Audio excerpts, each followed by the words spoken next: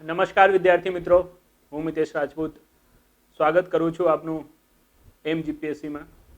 વિદ્યાર્થી મિત્રો, આજનું જે આપનું ટોપિક છે બહુ ઇમ્પોર્ટન્ટ ટોપિક છે, રાઈટ. જીપીએસસીએ 2016માં 2017માં 2018માં હે ને આ ટોપિકથી કોન્સ્ટન્ટ ક્વેશ્ચન પૂછ્યા છે અને ફરીથી આ ટોપિક ન્યૂઝમાં છે. તો આપ કરંટ અફેર્સને રિલેટેડ કહો કે પછી તમારા ટોપિકનો જ ભાગ કહો, અને તમારા ટોપિકમાં લખ્યું બી છે એ લોકોએ, રાઈટ, એનું ભાગ કહો કે ભાઈ સિલેબસનો ભાગ છે, કરંટ અફેર્સનો ભાગ છે, ફરીથી લાઈવ બન્યો છે, ગમે ત્યારે પૂછાઈ શકે છે. હમણાં જે યુપીએસસી 2020 થઈ એક્ઝામ, બરાબર, મેન્સ, એમાં આ ક્વેશ્ચન એમને પૂછી બી નાખ્યો હતો, રાઈટ. જે ક્વેશ્ચનની આપણે વાત કરી રહ્યા છીએ, કે જે ટોપિકની આપણે વાત કરી રહ્યા છીએ, જે કહી રહ્યા છે આપણે કે ભાઈ આપણા સિલેબસમાં બી છે અને શું થઈ રહ્યું છે, એક્ઝામમાં પૂછાઈ બી રહ્યું છે. એ ટોપિકનું નામ છે એન્વાયરમેન્ટ ઇમ્પેક્ટ અસેસમેન્ટ, રાઈટ, પર્યાવરણીય પ્રભાવ આકલન. એન્વાયરમેન્ટ ઇમ્પેક્ટ અસેસમેન્ટ માટે જેની પ્રોસિજર જે હોય છે ને, એની પ્રોસિજર માટે ગવર્મેન્ટ ઓફ ઇન્ડિયા દ્વારા એક નવું નોટિફિકેશન બહાર પાડવામાં આવ્યો છે, રાઈટ. EIA નોટિફિકેશન 2020 કરીને, અને એમાં જે EIAની જે પ્રક્રિયા છે એમાં ઘણા બધા ચેન્જીસ કરવામાં આવ્યા છે. તો એના કારણે એવી માંગ ઉઠી રહી છે કે ભાઈ જે EIAની પ્રક્રિયામાં તમે ચેન્જીસ કર્યા છે, આના કારણે જે પર્યાવરણ છે, પર્યાવરણને બહુ નુકસાન થશે. એન્વાયરમેન્ટ ઇમ્પેક્ટ અસેસમેન્ટ છે, એનું જે પોતાનું મોટિવ છે, પોતાનું મોટિવ ખોઈ દેશે, પોતાનો ઉદ્દેશ ખોઈ દેશે. એના માટે શું કરો, આપ ફરીથી આને એક વખત રિવ્યૂ કરી લો, અને એક વખત જોઈ લો. આવું નોટિફિકેશન ના લાવો, EIAની પ્રક્રિયાને આ રીતે બદલાવ ના કરો, રાઈટ. તો આપણને એ જ જોવાનું છે કે ગવર્મેન્ટનું જે નોટિફિકેશન નવો આવ્યો છે કેવો છે, અને EIAની પ્રક્રિયામાં કેવા બદલાવ કરવા માંગે છે, હે ને, અને એકચ્યુઅલમાં જે EIA છે એના મોટિવમાં કોઈ ડિફરન્સ પડે છે કે નથી, રાઈટ, આ નોટિફિકેશન આવવાના કારણે. પણ મિત્રો, આ બધું જાણવા માટે તમને શું જાણવું પડશે સૌથી પહેલાં, કે ભાઈ EIAમાં જે ચેન્જ એ લોકો લાવી રહ્યા છે, જો તમને જાણવું હોય નોટિફિકેશન 2020થી, આપણને પહેલાં EIA વિશે જાણવું પડશે કે પર્યાવરણ પ્રભાવ આકલન છે શું, હે ને. એની જે પ્રોસિજર હોય એ પહેલાં તમને ખબર હોય તો જ પછી આપણે શું આવશે, ચેન્જીસ ખ્યાલ આવશે. તો આવો થોડી હિસ્ટ્રી અને બેકગ્રાઉન્ડ વિશે વાત કરી લઈએ પર્યાવરણ પ્રભાવ આકલનની. તો આ જે ટોપિક છે, આ ઇસ્યુ છે, આપને સમજવામાં મજા આવશે અને મને સમજાવવામાં બી મજા આવશે, રાઈટ. અને બંનેના મજાથી શું હોય છે, પછી ભણવાની મજા આવે છે ને. ખાલી ટીચરને જ મજા આવે તો બી મજા નથી, અને ખાલી વિદ્યાર્થીને જ મજા આવે તો બી મજા નથી, રાઈટ. તો બંને લોકોને મજા મળે એટલા માટે શું કરી લઈએ, આપણે આ કામ કરી લઈએ. ઓકે, ચલો. તો સૌથી પહેલા એન્વાયરમેન્ટ ઇમ્પેક્ટ અસેસમેન્ટ, હે ને, આની હિસ્ટ્રી વિશે વાત કરીએ, આની પ્રોસિજર વિશે વાત કરીએ કે ભાઈ એન્વાયરમેન્ટ ઇમ્પેક્ટ અસેસમેન્ટની આખી કહાની છે શું છે, હોય છે શું આ EIA. તો જો જેમ કે આપણે નામથી જ થોડું ખબર પડી ગયું હશે કે ભાઈ એન્વાયરમેન્ટ ઇમ્પેક્ટ અસેસમેન્ટ, પર્યાવરણ ઉપર જે પ્રભાવ પડે છે એ પ્રભાવનું શું કરવું, આકલન કરવું, હે ને. આનું એસેસમેન્ટ કરવું મતલબ કે કેટલું પર્યાવરણ ઉપર પ્રભાવ આવી રહ્યો છે. હવે કઈ વસ્તુનો પર્યાવરણ ઉપર પ્રભાવ આવી રહ્યો છે, તો કોઈ બી નવી ઇન્ડસ્ટ્રી ક્યાંક લાગે છે, કોઈ નવો પ્રોજેક્ટ આવે છે, ને, ભલે કન્સ્ટ્રક્શનનો પ્રોજેક્ટ હોય, માઇનિંગનો પ્રોજેક્ટ હોય, રિવરવેરી પ્રોજેક્ટ હોય, મતલબ ડેમ વેમ બનાવવાનું હોય, રોડ બનાવવાનું હોય, તો એ પ્રોજેક્ટના કારણે ત્યાંના પર્યાવરણને કેટલી અસર થાય છે, એ અસરના અધ્યયનને કહેવાય છે પર્યાવરણ પ્રભાવ આકલન, environment impact assessment. In layman language, સામાન્યતા. બટ જે એન્વાયરમેન્ટ અસેસમેન્ટ આપ શું કરી રહ્યા છો, સામાન્યતા સમજી રહ્યા છો, કે જેને આપણે લેમેન લેંગ્વેજમાં કહી રહ્યા છે, એ એન્વાયરમેન્ટ ઇમ્પેક્ટ અસેસમેન્ટનો મોટિવ આ રીતનું નથી. કઈ રીતનું નથી? આ રીતનું નથી. એન્વાયરમેન્ટ ઇમ્પેક્ટ અસેસમેન્ટ, હે ને, આનું જે કોન્સેપ્ટ આપ્યું છે એ જોર્જી એન્ડ વોકિંગ નામના ભાઈઓએ આપ્યું છે. મતલબ બંને ભાઈ નતા, બંને અલગ અલગ હતા, ભૂશાસ્ત્રી હતા બંને. જોર્જી અને વોકિંગે કીધું કે એન્વાયરમેન્ટ ઇમ્પેક્ટ અસેસમેન્ટ છે. એન્વાયરમેન્ટ ઇમ્પેક્ટ અસેસમેન્ટના હિસાબે, કે એન્વાયરમેન્ટ ઇમ્પેક્ટ અસેસમેન્ટની પ્રક્રિયામાં પર્યાવરણમાં કઈ રીતનું બદલાવ થાય છે એ જોવામાં આવે છે. એની સાથે સાથે એ બદલાવનું જે માનવ સમુદાય અને જે જીવ સમુદાય ત્યાં રહે છે, ખાલી માનવ ને, ત્યાંના પ્રાણીઓ ઉપર બી શું અસર પડશે, રાઈટ, એ બી અધ્યયન કરવામાં આવે છે. માનવ સમુદાય અને જીવ સમુદાય ઉપર એની શું અસર આવશે એનું બી અધ્યયન કરવામાં આવે છે.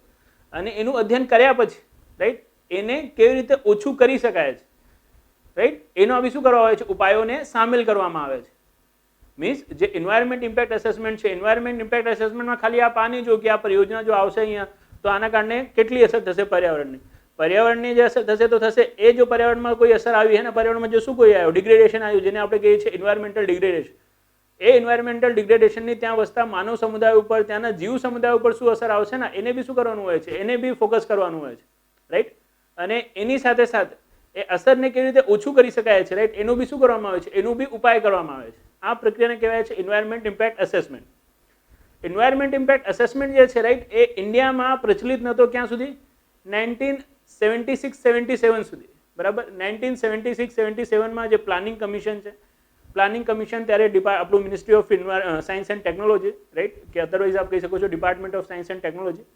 ડિપાર્ટમેન્ટ ઓફ સાયન્સ એન્ડ ટેકનોલોજીને રિક્વેસ્ટ કરે છે કે ભાઈ જેટલા બી રિવર વેલી પ્રોજેક્ટ છે, એક મોટો પ્રોજેક્ટ હોય છે. રિવર વેલી પ્રોજેક્ટ એટલે નદી ઘાટી પરિયોજના, હે ને, જ્યાં આપણે શું કરીએ છીએ, ડેમ વેમ બનાવીને જીવનમાં નહર પરિયોજનાઓ અને બીજી સિંચાઈ પરિયોજનાઓ લગાવતા હોઈએ છીએ, અને રિવર વેલી પ્રોજેક્ટ કહેવાય છે. જેમ કે દામોદર રિવર વેલી પ્રોજેક્ટ, હે ને, આપણો સરદાર સરોવર બી શું છે, એક રિવર વેલી પ્રોજેક્ટ જ.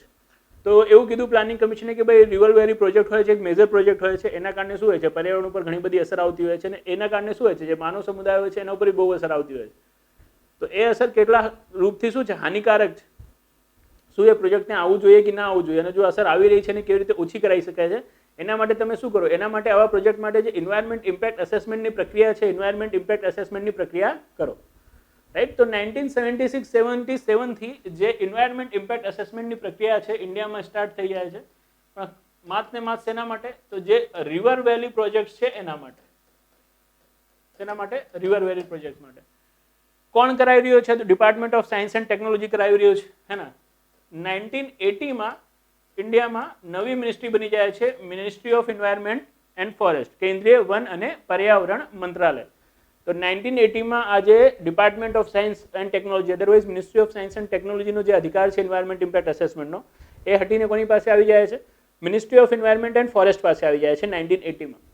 હવે 1980 માં જ્યારે ministry of environment and forest આ એન્વાયરમેન્ટ ઇમ્પેક્ટ અસેસમેન્ટની પ્રક્રિયાને જોતી હોય છે, તો ખાલી શેના માટે જોતા હોય છે લોકો? રિવર વેલી પ્રોજેક્ટ માટે જ જોતા હોય છે, રાઈટ. અને એમાં ઘણા બધા પ્રોજેક્ટ ફસાયા બી, આપણે ખબર હોય, નર્મદા વર્મદર પ્રોજેક્ટ, રિવર વેલી પ્રોજેક્ટ ફસાયા જ એન્વાયરમેન્ટ ઇમ્પેક્ટ અસેસમેન્ટની પ્રક્રિયામાં, રાઈટ. ક્લિયરન્સ નહોતો મળી રહ્યો, અને ઘણી વખત શું થયું છે, આ ડિલે થયો, પછી નરેન્દ્ર મોદીના સમયમાં શું થયું, પૂર્ણ થયો.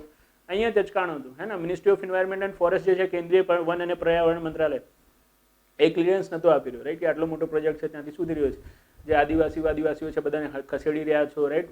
શું થઈ રહ્યું છે, વનસ્પતિઓને બહુ નુકસાન થઈ રહ્યો છે, તો એના તમે શું નહીં કરી રહ્યા, અલ્ટરનેટિવ કોઈ પ્લાન એમના વિકાસ માટે નહીં લાવી રહ્યા. પહેલું છે થોડું ઘણું શું હોય, એમને પરમિશન આપવાની હોય તો બી મેઘા પાટકર જેવા લોકો આવીને નાટકબાજી કરવા લાગે, આમિર ખાન જેવા લોકો આવીને નાટકબાજી કરવા લાગે, ને રંગ દે બસંતી પિક્ચર બનાવીને પછી વિચાર કરે કે ચલો હું તો પોતે શું થઈ ગયું છે, ક્રાંતિકારી થઈ ગયો છે, અને કશું ખબર હોય નહીં કે છે શું પ્રોજેક્ટ અને કશું નથી, બસ આવીને ધરણા ઉપર બેસી જાય, બરાબર, આ બધું થાય. આ જ હતું એન્વાયરમેન્ટ ઇમ્પેક્ટ અસેસમેન્ટમાં જ શું થયું છે, આપની જે નર્મદા પ્રોજેક્ટ છે ને, અટવાયો છે ઘણા વખત સુધી. નો ડાઉટ ફાઇનાન્શિયલ ક્રાઇસિસ બી આવ્યો હતો વચ્ચે, બટ આના કારણે વધારે ડેમેજ થયો છે. આપણો જે પ્રોજેક્ટ છે ને, આ 40-50 વર્ષ સુધી ચાલી ગયો. અદરવાઇઝ તો આપણે ખબર છે એનો શિલાન્યાસ તો જ્યારે ગુજરાત રાજ્ય બન્યું હતું ત્યારે જ કરી દેવામાં આવ્યો હતો, હે ને. ચલો વાંધો નહીં, આગળ વધીએ. તો વાત કરી રહ્યા છે આપણે એન્વાયરમેન્ટ ઇમ્પેક્ટ અસેસમેન્ટની. 1980 થી શું આવી ગયું, આ ministry of environment and forest પાસે આવી ગયું, અને આ જે એન્વાયરમેન્ટ ઇમ્પેક્ટ એન્ડ અસેસમેન્ટની પ્રોસિજર છે, રાઈટ, એ ફાઇનલાઇઝ કોણ કરે, એના કોના સહીથી એ પાસ થાય, તો મિનિસ્ટ્રી ઓફ એન્વાયરમેન્ટ એન્ડ ફોરેસ્ટના જે હેડ હોય છે, મતલબ કેન્દ્રીય વન અને પર્યાવરણ મંત્રી, હે ને, એમના સહીથી આ પાસ થાય, બરાબર. બટ આ જે પ્રક્રિયા છે ને, આ પ્રક્રિયાને લેજિટિમેસી નથી મળી. લેજિટિમેસી નથી મળી મતલબ કોઈ એક્ટ નહોતો બનાવવામાં આવ્યો કે ભાઈ આ રીતે આપણી એન્વાયરમેન્ટ ઇમ્પેક્ટ અસેસમેન્ટ પ્રક્રિયા કરવાની છે, અને આ જે કહેવાય ને કે આ પ્રોજેક્ટ છે, આ પ્રોજેક્ટ માટે તો કમ્પલસરી જ કરવાની છે, રાઈટ. તો 1994માં, હે ને, જ્યારે શું થાય છે, 1992માં આપણે ખબર હોય કે રિયો ડી જેનરો, હે ને, અર્થ સમિટ થાય છે, અને આ જ અર્થ સમિટમાં જે સસ્ટેનેબલ ડેવલપમેન્ટ છે, રાઈટ, સસ્ટેનેબલ ડેવલપમેન્ટ ગોલ ઉપર વાત થાય છે, રાઈટ. એજન્ડા 21 એને સ્વીકારવામાં આવે છે, અને એજન્ડા 21માં ભાઈ જે સસ્ટેનેબલ ડેવલપમેન્ટ છે એને સામેલ કરવામાં આવે છે. તો ઇન્ડિયા બી એજન્ડા 21ને સ્વીકારે છે. તો સસ્ટેનેબલ ડેવલપમેન્ટ માટે શું કે ભાઈ એ રીતે આપ શું કરશો, વિકાસ કરશો, કે વિકાસનો લાભ આપને તો મળે, આપના આવનારા પેઢીઓને બી મળે. કુદરતી સંસાધનોનો એ રીતે ઉપયોગ કરશો કે શું થાય, આવનારી પેઢીઓને પોતાની જરૂરિયાતો જોડે સમજૂતી ના કરવી પડે, હે ને. સસ્ટેનેબલ ડેવલપમેન્ટ એનો લેક્ચર આપણે શું કર્યો છે, જે એન્વાયરમેન્ટનો સેક્શન છે એમાં આપણે નાખ્યો જ, તો ત્યાંથી આપ જોજો, રાઈટ. ઇમ્પોર્ટન્ટ લેક્ચર છે સસ્ટેનેબલ ડેવલપમેન્ટનો, આખું કોન્સેપ્ટ આપણે બતાવ્યો છે, બહુ જરૂરી છે આપણે જોવા માટે, નિબંધમાં બહુ ઉપયોગી થઈ શકે છે.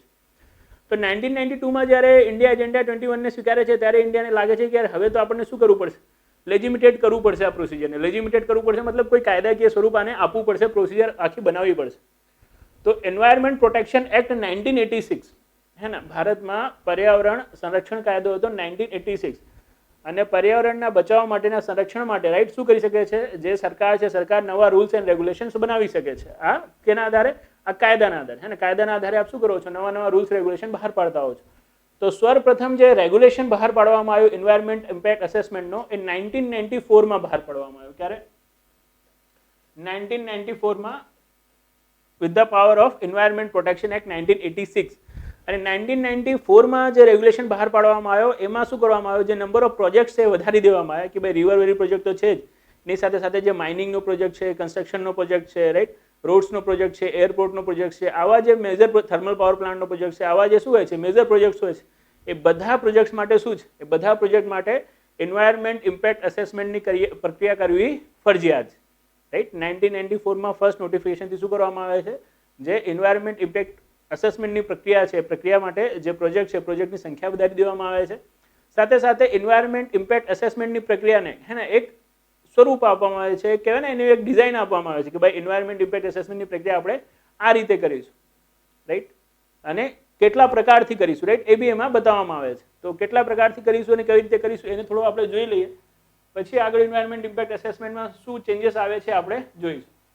તો જો બેઝિકલી એન્વાયરમેન્ટ ઇમ્પેક્ટ અસેસમેન્ટ એ લોકોએ કીધું કે ભાઈ આ રીતે આપ સ્ટાર્ટ કરો કે સૌથી પહેલા આપ શું કરો? સ્ક્રીનિંગ. એન્વાયરમેન્ટ ઇમ્પેક્ટ અસેસમેન્ટની પ્રક્રિયાના ચરણોની શું કરો? ચર્ચા કરો. આવો કોઈ ક્વેશ્ચન આવી જાય તો આ ચરણો છે અને ઇંગ્લિશમાં જ ચરણ લખજો ને, ગુજરાતી ના કરવા જતા, નહીં તો જીવન શું થઈ જશે? ખરાબ થઈ જશે. Scoping, screening, scoping, baseline data collection, baseline data collection, right. પછી આવે છે ઇમ્પેક્ટ અસેસમેન્ટ.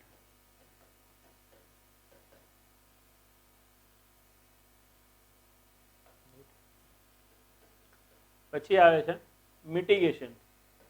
મિટિગેશન મેઝર્સ હે ને, એમ તો આપણે મસ્ત લખીએ તો આ રીતે આખું બને છે. Mitigation measures, mitigation measures, right. એના પછી થાય છે પબ્લિક હિયરિંગ.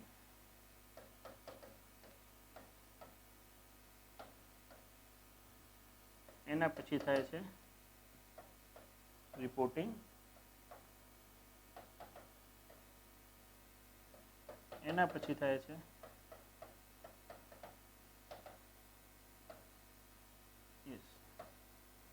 રિવ્યુઇંગ. ઓકે, બહુ છોટો પડી રહ્યો છે, મતલબ નાનો પડી રહ્યો છે, તો આ રીતે લઈ છે રિવ્યુઇંગ. પછી કેટલા થયા હતા હવે આમાં? ઓકે, 7 થઈ ગયા હતા, તો 8મો ડિસિઝન મેકિંગ.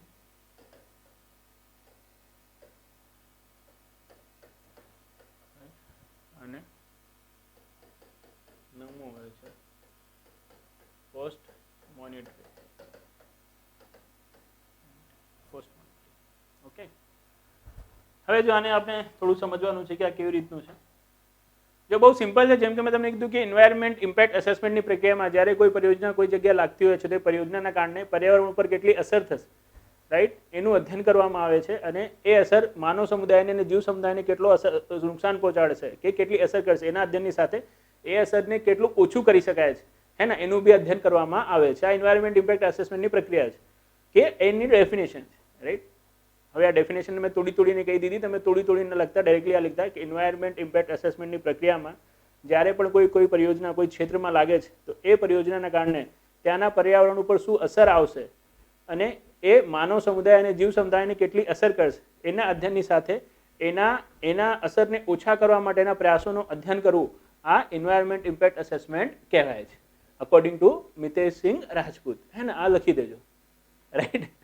ના લખતા પણ લખશો તો કોઈ ખોટું નથી, હે ને. આપણા અકોર્ડિંગલી આ જ, અને આપણા અકોર્ડિંગલી કેમ આવું છે? કેમ કે જોર્જરી એન્ડ વોકિંગ હે ને, જેમને શું કર્યું છે એન્વાયરમેન્ટ ઇમ્પેક્ટ અસેસમેન્ટે વિશ્વને બતાવ્યો છે કે આવું કરવું જોઈએ, રાઈટ. એમના હિસાબે આવું છે, તો એમના હિસાબે જેવું છે એવું જ મારા હિસાબે છે, અને એવું જ આપનું હિસાબ બી આપ રાખજો, હે ને. પોતાનું નવું એન્વાયરમેન્ટ ઇમ્પેક્ટ અસેસમેન્ટ ના લઈ આવતા, બરાબર. હવે જેમ કે મેં તમને કીધું કે ભાઈ શું કરવું છે, તમને અધ્યયન કરવાનું છે કે ભાઈ એના કારણે કોઈ ક્ષેત્રમાં શું થઈ રહ્યું છે, કોઈ પરિયોજનાના કારણે ક્ષેત્રમાં પર્યાવરણને કેટલું અસર થઈ રહ્યો છે. તો પર્યાવરણને કેટલું અસર થઈ રહ્યું છે આપને ક્યારે ખબર પડશે? જ્યારે તમે શું કરશો, સૌથી પહેલા એ પરિયોજના કયા ક્ષેત્રમાં લાગી રહી છે એ ક્ષેત્રને શું કરશો? અધ્યયન કરશો કે નહીં? એ જ પ્રક્રિયાને કહેવાય છે સ્ક્રીનિંગ. સ્ક્રીનિંગમાં બીજું કશું નથી કરાવતું, પરિયોજના જે ક્ષેત્રમાં લાગે છે, જે ક્ષેત્રનું શું કરવામાં આવે છે? અધ્યયન કરવામાં આવે છે. પ્રોજેક્ટના સ્કેલનું અધ્યયન કરવામાં આવે છે, કેટલો મોટો પ્રોજેક્ટ હશે, હે ને, એના લોકેશનનું અધ્યયન, સ્કેલનું અધ્યયન, ઇન્વેસ્ટમેન્ટ કે કેટલું મૂડીરોકાણ થઈ રહ્યું છે, રાઈટ, એનું અધ્યયન કરવામાં આવે છે. અને ત્યાંનું પર્યાવરણનું અધ્યયન કરવામાં આવે છે કે ભાઈ અહીંયાનું પર્યાવરણ કેવું છે, આટલો મોટો પ્રોજેક્ટ છે, આ વસ્તુનો પ્રોજેક્ટ છે, આ ક્ષેત્રમાં લાગવાનો છે, રાઈટ. બસ આટલું જ સ્ક્રીનિંગ. હવે સ્ક્રીનિંગ પ્રક્રિયા પછી નેક્સ્ટ હોય છે સ્કોપિંગ. સ્કોપિંગમાં શું હોય છે? તો સ્કોપિંગમાં હોય છે કે ભાઈ આ જે પ્રોજેક્ટ લાગી રહ્યું છે, આ પ્રોજેક્ટ કેટલા ઘટકોને શું કરશે, પર્યાવરણના કેટલા ઘટકોને અસર કરશે ને, દેટ ઇઝ નોન એઝ સ્કોપિંગ, કે આ પ્રોજેક્ટનું સ્કોપ શું શું છે, કયા કયા ઘટકોને અસર કરી શકે છે. લાઇકવાઇઝ કે તમે કોઈ શું લગાવો છો, ત્યાં થર્મલ પાવર પ્લાન્ટ લગાવો છો, તો થર્મલ પાવર પ્લાન્ટના કારણે શું થશે કે ભાઈ જે ધુમાડો નીકળશે એ ધુમાડાથી શું થશે, એર પોલ્યુશન થશે, રાઈટ. તો એર પોલ્યુશન થશે, રાઈટ, મતલબ હવાને વધારે અસર કરી રહ્યું છે. જલ પ્રદૂષણ નહીં કરે તો જલને વધારે અસર નહીં કરી રહ્યું. પણ જો તમે શું કરો છો ત્યાં, જો તમે ત્યાં કોઈ કેમિકલ ઇન્ડસ્ટ્રી લગાવો છો, તો કેમિકલ ઇન્ડસ્ટ્રીને કારણે તમે કેમિકલ ગેसेस છોડશો તો એ હવાને બી શું કરશે, અસર કરશે. સાથે સાથે જે એના ગંદા પાણીનો નિકાલ હોય છે શું કરશે, એ ત્યાંના જલને બી શું કરશે, નુકસાન કરશે. અને એ ગંદુ જલ જ્યારે શું જશે, જમીનમાં જશે તો ભૂમિ પ્રદૂષણ બી કરશે. તો પર્યાવરણના કેટલા ઘટકોને નુકસાન થાય છે, હે ને, એનું અધ્યયન એ શું છે, એ છે સ્કોપિંગ. કોઈ બી પરિયોજનાના કારણે પર્યાવરણના કયા કયા ઘટકોને અસર થઈ રહી છે એના અધ્યયનને શું કહેવાય છે, સ્કોપિંગ કહેવાય છે, રાઈટ. સ્ક્રીનિંગમાં ખાલી ત્યાંનું પર્યાવરણ કેવું છે, હે ને, જંગલ છે, જમીન છે, જમીન તો બધી જગ્યાએ હોય જ, જંગલ છે, મેદાન છે, પર્વત છે, રાઈટ, નદી છે કે નથી, કેટલો મોટો પ્રોજેક્ટ આવી રહ્યો છે, કેટલો વિસ્તાર લેશે, કેટલા ઝાડાવા કાપવા પડશે, હે ને, આ બધું શું છે, આ બધું છે સ્ક્રીનિંગ. વટ ઇઝ સ્કોપિંગ, કે ભાઈ આ પ્રોજેક્ટ જો લાગશે તો જમીનને શું, જમીનને નુકસાન થશે, કે વાયુને નુકસાન થશે, કે જલ પ્રદૂષિત થશે, કે વનજીવોના આહારને નુકસાન પહોંચશે. આને કહેવાય છે સ્કોપિંગ. કોને કોને અસર કરશે, રાઈટ, દેટ ઇઝ સ્કોપિંગ. હવે જે તમે સ્કોપિંગ કરી લીધું ને, એના પછી નેક્સ્ટ આવે છે collection of baseline data. Collection of baseline data, કે બેઝલાઇન ડેટા કલેક્શન. આનું મતલબ શું હોય છે કે ભાઈ ત્યાંનું શું છે, અત્યારે જે સ્થિતિ છે ત્યાંના પર્યાવરણની, હે ને, એના માટેના ડેટા ભેગા કરવા, કે ભાઈ અત્યારે પાણીમાં આર્સેનિકનું પ્રમાણ, હે ને, 5 ppm છે. અત્યારે જમીન છે, જમીનમાં જે NPK નું પ્રમાણ છે આ આટલું છે, કે જે હ્યુમસ છે, હ્યુમસનું પ્રમાણ આટલું છે, રાઈટ. જે એર છે તો એરમાં એર ક્વોલિટી ઇન્ડેક્સ આટલું જ, હે ને, that is known as baseline data collection. કેમ કે આપ કોઈ પરિયોજનાને એવું નહીં કહી શકતા ને કે ભાઈ તો જો તમારી આ પરિયોજના લાગશે તો શું થશે, આનું અહીંયાનું જે પાણી છે, પાણીમાં આર્સેનિકનું પ્રમાણ 7-10 ppm થઈ જશે. પહેલાથી શું હોય, થઈ શકે છે ને 8-9 ppm હોય તો પછી એનું કોઈ મોટો યોગદાન ના કહેવાય, પહેલાથી જ પ્રદૂષિત હતું, તમે પ્રદૂષિત કરી નાખ્યું તો કહેશે નહીં. તો પહેલા બેઝલાઇન ડેટા કલેક્શન હોય છે ને, કે ભાઈ એકચ્યુઅલમાં શું છે, ત્યાંની પર્યાવરણની સ્થિતિ શું છે. હવે આ બેઝલાઇન ડેટા કલેક્શનને કર્યા પછી કે ચલો અત્યારે શું છે, પાણીમાં આર્સેનિકનું પ્રમાણ 5 ppm છે. જો આ પ્રોજેક્ટ અહીંયા આવી ગયો તો એના કારણે પાણીમાં આર્સેનિકનું પ્રમાણ કેટલું વધી શકે છે, that is known as impact assessment. કે પર્યાવરણના ઘટકોને આ કેટલું અસર કરશે. જો હું તમને ફરીથી કહું છું, બિલકુલ કન્ફ્યુઝ થવા જેવું નથી. સ્ક્રીનિંગમાં જાઓ, જોઈ લો, ક્ષેત્રિત કેવું છે, જોરદાર મજા આવી રહી છે, જલસા છે. આટલું મોટું શું છે પ્રોજેક્ટ છે, આટલું વિસ્તાર કવર કરશે, આ લોકેશનમાં લાગશે, અહીંયા શું છે, જંગલ છે, પહાડ છે, પર્વત છે, નદી બી છે. સ્ક્રીનિંગ, સ્કોપિંગ, ઓહો જંગલ છે, પહાડ છે, પર્વત છે, નદી છે, જમીન છે, કોને કોને અસર કરશે, ઓહો જંગલને બી અસર કરશે, હવાને બી અસર કરશે, જમીનને અસર કરશે, પાણીને બી અસર કરશે. Oh my god, scoping. અચ્છા, આ બધાને અસર કરશે, પણ કેટલી અસર કરશે જાણવા માટે અત્યારની સ્થિતિ તો જોઈ લઈએ. અને અત્યારની સ્થિતિના જે તમે ડેટા કાઢ્યા શું છે, બેઝલાઇન ડેટા કલેક્શન. હવે આ બેઝલાઇન ડેટા કલેક્શનને કર્યા પછી હવે જો આ પ્રોજેક્ટ અહીંયા લાગી ગયું તો આ ડેટામાં કેટલું પરિવર્તન થશે, that is known as impact assessment. બરાબર. તો નેક્સ્ટ છે આપણો જીવનમાં ઇમ્પેક્ટ અસેસમેન્ટ, હે ને, કે પર્યાવરણના ઘટકોને આ કેટલું નુકસાન પહોંચાડશે. ઓકે. એના પછી ચલો આ પ્રોજેક્ટ જો અહીંયા લાગી ગયું તો આના કારણે શું થઈ રહ્યું છે, આ જે પર્યાવરણ છે, પર્યાવરણના ઘટકોને આટલું નુકસાન પહોંચી રહ્યું છે. તો શું કોઈ એવી પ્રક્રિયા છે જેના કારણે આ જે નુકસાન છે, નુકસાનની તીવ્રતાને ઓછું કરાવી શકાય છે, હે ને? જો આ રીતે આપણે ખુલ્લું પાણી છોડી રહ્યા છે તો શું થશે, જલ પ્રદૂષણ વધારે થશે. એવું કરીએ જો આપણે સીવેજ ટ્રીટમેન્ટ પ્લાન્ટ લગાવી દઈએ અને પછી પાણી છોડીએ તો આ અસરને ઓછી કરાવી શકાય. That is known as mitigation measures, હે ને. મિટિગેશન મેઝર્સમાં એક જે સંસ્થા જેનું પરિયોજના લાગી રહી હોય છે, હે ને, એનાથી જ્યારે પ્રશ્નો પૂછવામાં આવે છે, જે બી સંસ્થા શું આવે છે, એન્વાયરમેન્ટ ઇમ્પેક્ટ એસેસમેન્ટ કરતી હોય છે, જનરલાઇઝ 1994 થી, હે ને. કોણ કરી રહી હતી તો CPCB, central pollution control board, હે ને. આ શું કરતી હતી, જે એન્વાયરમેન્ટ ઇમ્પેક્ટ એસેસમેન્ટની પ્રક્રિયા છે ને, એન્વાયરમેન્ટ ઇમ્પેક્ટ એસેસમેન્ટની પ્રક્રિયા કરતી હતી. સેન્ટ્રલ પોલ્યુશન કંટ્રોલ બોર્ડ બી શું કરતી હતી, અમુક પ્રોજેક્ટ માટે કરતી હતી, પણ જે ફાઇનલાઇઝ ઓથોરિટી હતી, હે ને, કે ભાઈ શું કરશે, કે અપ્રુવલ કોણ આપશે, તો અપ્રુવલ ખાલી કોણ આપી હતી, કેન્દ્ર સરકાર જ આપતી હતી. 1994 થી લઈને 2006 સુધી જે એન્વાયરમેન્ટ ઇમ્પેક્ટ એસેસમેન્ટ પ્રક્રિયા પાસ કરવાની શું હતી, જે જવાબદારી હતી ને, એ કેન્દ્ર સરકાર પાસે જ હતી. પછી 2006માં શું પરિવર્તન આવ્યું એની બી આપણે ચર્ચા કરીશું, બટ પહેલા વાત કરી લઈએ આ વસ્તુની, રાઈટ. તો સેન્ટ્રલ પોલ્યુશન કંટ્રોલ બોર્ડ કહે કે ઓ માય ગોડ આટલું બધું અસર આવી રહ્યું છે, હવે બોલો આપ આને ઓછું કરવા માટે શું કરશો. શું કરશો મતલબ પહેલું કરશો એ નહીં, શું કરશો એટલે કયા પ્રયત્નો કરશો. તો સામેવાળી કંપની કે અમે આવું કરીશું, હે ને, ઇલેક્ટ્રોનિક પ્રેસિપિટેટર્સ લગાવી દઈશું તો ધુમાડામાં કાર્બન નહીં જાય, સીવેજ ટ્રીટમેન્ટ પ્લાન્ટ લગાવી દઈશું તો જલ પ્રદૂષણ નહીં થાય, હે ને. That is known as mitigation measures, કે આ પર્યાવરણને જે નુકસાન થઈ રહ્યું છે એની અસરને ઓછી કરવા માટે શું કરવામાં આવશે, આ પ્રયત્નો કરવામાં આવશે. બરાબર, ડન. તમે કંપનીનો પક્ષ સાંભળી લીધું કે ભાઈ આટલા શું કરશે, પ્રયાસો કંપની કરશે અને આ રીતે આ પર્યાવરણની અસર ઓછી કરશે. પણ હવે આ જે પ્રોજેક્ટ અહીંયા લાગી રહ્યું છે અને આ પ્રોજેક્ટ આ પ્રોજેક્ટના કારણે પર્યાવરણને આ અસર થઈ રહ્યું છે, શું ત્યાંના લોકો આ વાત માટે સહમત છે કે આ પ્રોજેક્ટ આમાં આવવા દો, આ પર્યાવરણને આ રીતે અસર થવા જોઈએ, અમને શું નથી, કોઈ વાંધો નથી, અમારામાં શું અમને શું થશે, આનો ફાયદો જ મળશે. એ જ જે શું છે સ્ટેજ છે એને કહેવાય છે પબ્લિક હિયરિંગ. આ પ્રોજેક્ટ વિશેની માહિતી શું કરવામાં આવે છે, ત્યાંના લોકોને આપવામાં આવે છે અને એમના મંતવ્યો જાણવામાં આવે છે કે ભાઈ શું આ લોકો આ પ્રોજેક્ટને અહીંયા આવવા દેવા માંગે છે કે નહીં, છે કે નહીં. અને અહીંયા બી ઘણા બધા પ્રોજેક્ટ ફસાતા હોય છે ને, જેમ કે જેતાપુર ન્યુક્લિયર પાવર પ્લાન્ટ આમ જ ફસાયો હતો પબ્લિક હિયરિંગમાં. ને ત્યાંના લોકોનો બહુ વિરોધ હતો, સ્થાનિક વિરોધનો બહુ સામનો કરવો પડ્યો એને, રાઈટ. ફ્રાન્સ અમે જ્યારથી યુપીએસસીની તૈયારી કરવા ગયા ને ત્યારથી લાગી રહ્યું છે ને અત્યાર સુધી લાગી જ રહ્યું છે જીવનમાં.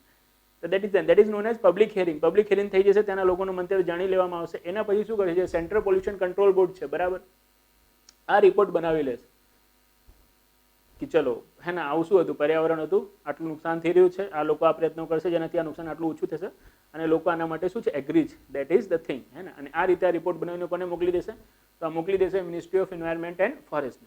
હવે જ્યારે ministry of environment and forest પાસે આ જશે તો આ લોકો શું કરશે, તો આ લોકો આ રિપોર્ટનો રિવ્યૂ કરશે કે ભાઈ રિવ્યૂમાં જે બધા ડેટા આપ્યા છે, ડેટા એમ કે એવું તો નથી ને કે ફેબ્રિકેટેડ ડેટા છે, બેઝલાઇન ડેટા કલેક્શન, એમનું રિપોઝિટરી કઈ છે. રિપોઝિટરી મતલબ એ ડેટા એમને ક્યાંથી મળ્યા, પોતે ટેસ્ટ વેસ્ટ કર્યું છે કે જે કોઈ નેશનલ લેબોરેટરી છે હે ને, કે પછી સ્ટેટ લેબોરેટરી છે જેની પાસે આ ડેટા છે ત્યાંથી લીધું છે હે ને. રેફરન્સ સોર્સ ચેક કરશે, કોઈ ઘાલમેલ તો નહીં થતી હે ને, એ સોર્સ ચેક કરશે કે ભાઈ રિપોર્ટ સાચી બનાવી છે કે નહીં. આ લોકો રિવ્યૂ થઈ જશે પછી મોકલવામાં આવશે કોને, તો મોકલવામાં આવશે minister of environment and forest હે ને, મતલબ કેન્દ્રીય વન અને પર્યાવરણ મંત્રાલય. હવે આ કેન્દ્રીય વન અને પર્યાવરણ મંત્રી, હવે કેન્દ્રીય વન અને પર્યાવરણ મંત્રી એમને પોતે તો કશું ખબર પડશે નહીં કે રિપોર્ટમાં શું લખ્યું છે શું નહીં, પણ પાસ થશે એમના સહી કરવાથી. તો એ સીધું પૂછશે હે ને, એમના જે અસિસ્ટન્ટ હશે મતલબ પોતાના પીએસએ પૂછશે પર્સનલ અસિસ્ટન્ટથી કે આ પ્રોજેક્ટનું પહેલું આવી ગયું છે જીવનમાં, તો કે હા પહેલું આવી ગયું છે. પહેલું એટલે એનું કટ આવી ગયું છે કે નહીં, તો કે હા કટ આવી ગયું છે, તો પ્રોજેક્ટ પાસ થશે. જો કટ નહીં આવ્યો ને તો અટકી જશે. અને અટકાવતા હતા કોણ, શ્રી જયંતિ નટરાજન. આપને ખબર હોય કે જ્યારે 2013-14માં એવું હતું કે હવે 2014નું ઇલેક્શન તો કોણ લડશે, 2014નું ઇલેક્શન તો હવે નરેન્દ્ર મોદી બીજેપી તરફથી લડશે. તો અહીંયા 2013થી શું કરવા લાગ્યા હતા, જે નરેન્દ્ર મોદીજી છે ને એ કોંગ્રેસને ખિલાફ બોલવા લાગ્યા હતા, નેશનલ ઇશ્યુઝ ઉપર બોલવા લાગ્યા હતા ને સ્થાનિક મુદ્દાઓને એમને છોડી દીધું હતું. કેમ કે એમને ખબર પડી ગઈ હતી કે હવે આપણી જે ઇમેજ છે રાઈટ એ લોકલ નથી, કેવી થઈ ગઈ છે, નેશનલ થઈ ગઈ છે. તો હું નેશનલ લેવલ ઉપર જ બોલીશ, નેશનલ મુદ્દાઓ ઉપર જ બોલીશ. અને પોતાના મુદ્દામાં પોતાની સ્પીચમાં બાર યુઝ કરવા લાગ્યા કે ભારતમાં કોઈ બી પ્રોજેક્ટ નથી લાગી શકતો જ્યાં સુધી શું ના આપવામાં આવે, જયંતિ ટેક્સ ના આપવામાં આવે. Now what was that Jayanti tax?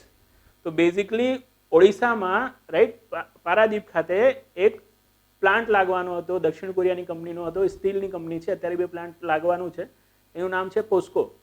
POCSO steel પ્લાન્ટને મંજૂરી નથી મળી રહી. જયંતિ નટરાજન દ્વારા એન્વાયરમેન્ટ ઇમ્પેક્ટ એસેસમેન્ટની જે ફાઇલ છે એને રોકી લેવામાં આવી હતી, એનાથી લાંચ માંગવામાં આવી હતી રાઈટ.